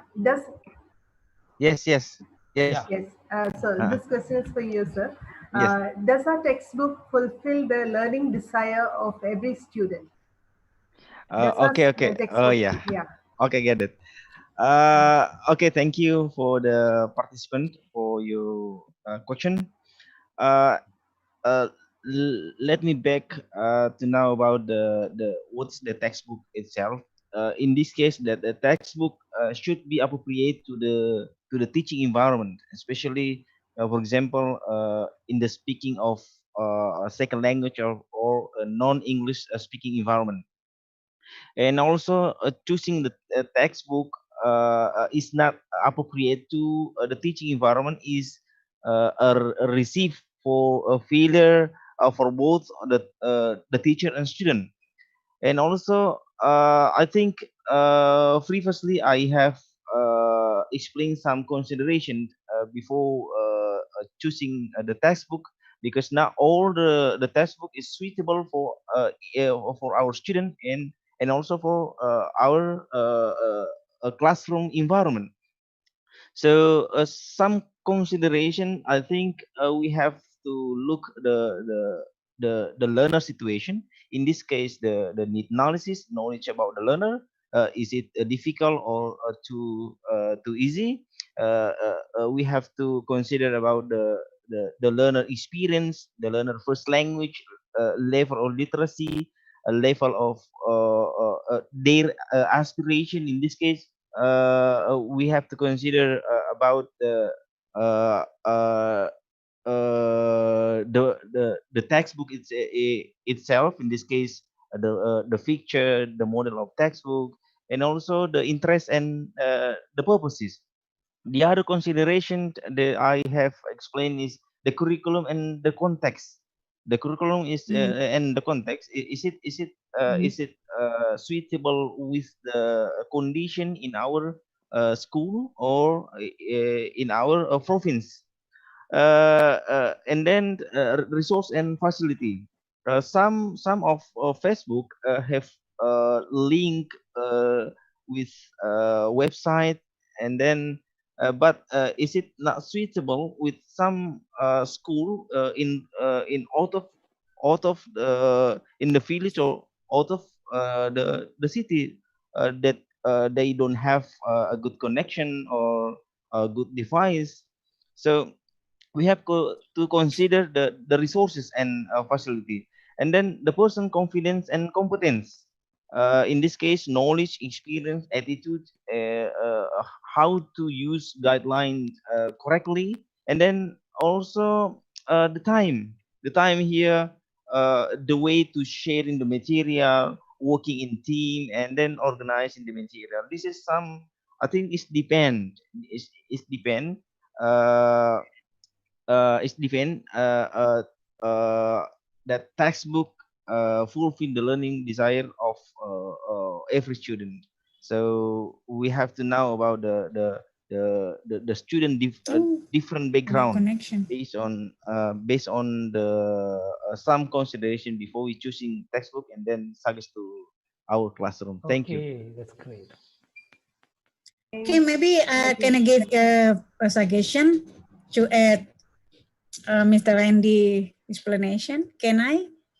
Sure, Yeah. sure. Yeah. Actually, to design and developing the material based on the student need, actually this is the challenge for us as educator and the teacher. Our problem today, the problem from the teacher, the material, and the students. So the keywords to designing the material, you can ask your student what they want by distribute some of questionnaire or interview for your student. And this is as you know that the student today, they need a simple interactional. they need to be more simple, and then they want the activity with integrated the technology and multitasking. Or Mr. Andy explained before, you can collaborate your material by using application like games. For example, when you are giving your students tests or your assignment, you can design your test by using Google Form or using a quizzes. This is very interesting for your student. This is to integrate it with the technology. And then what about when our student don't have a smartphone, or they don't have internet? I mean that in the face-to-face classroom, we can use some of the games, for example, role playing. I mean that ask and answer for the students. So we must consideration many factors today. There are we in the reality, most of our students don't have a smartphone, don't have a laptop, and many cities, for example, in my city, we don't have internet. Most of the students, they don't have the internet. So we must create some of our materials based on their student condition. I think this is the challenge today, how to create and how to design our material based on the student need, the student want, and the student condition to create their behavior to be more have motivation in learning during learning and teaching process. Okay. I think, thank you. Thank you, Yeah. ma'am. Yes, there's one more question, sir, that is put forth to you. That is there any application like puzzle you introduced to promote constructivism? That's to Verghese, sir. Yeah, sure. See, there are many. See, I mean, since I didn't get much time to explain all that, there are a lot of applications and also websites. Okay, web tools where you can, I mean, create puzzles. Okay, puzzle maker, which I showed, was just one. And naturally, there are many applications like that, which can help us in creating puzzles, because students, see, it is said that they often acquire these critical thinking skills, I mean problem solving skills, etc. We teach them the subjects, different subjects, but they are supposed to, through the teaching learning process, through community living and things like that, they acquire all this. But if you can concentrate on this, because the modern recruiters or the industry needs it. So naturally, I think now in Kerala we have gone for such a industry related education, etc. way. I mean at a higher education level where students will, and there are so many applications. I can very well share it. I think both Angie and Mutmaina can also speak about this. There are a lot of applications which can be used online to develop the critical thinking, creative skills of our students. Okay, I just showed one. Okay. This was puzzle maker. Okay. I will continue from after you explain. Yeah. You can. Yeah. Can I share my screen? Just 1 minute. This You have to be quick the enough. Bloom. I have here a Bloom taxonomy application. Let me sharing. You can see here. This is the level of the Bloom taxonomy creating. Yes. This is the application. For example, Animoto, more. This is the description, and this is the platform. Yeah. This is for creating. And the next, many Mainly more. for language teachers. Yeah. This is many more. Not only for language. This is for all of the language. This model.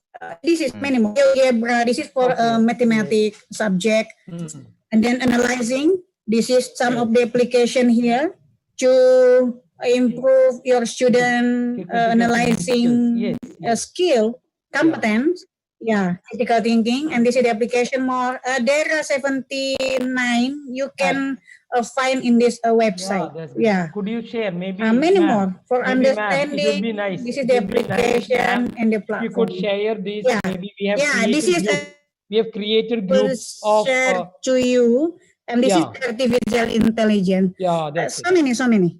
There are Yeah, many. There are thank you many. I for- know. So just share it maybe in our group so that our students will benefit from that, or our teachers, not students.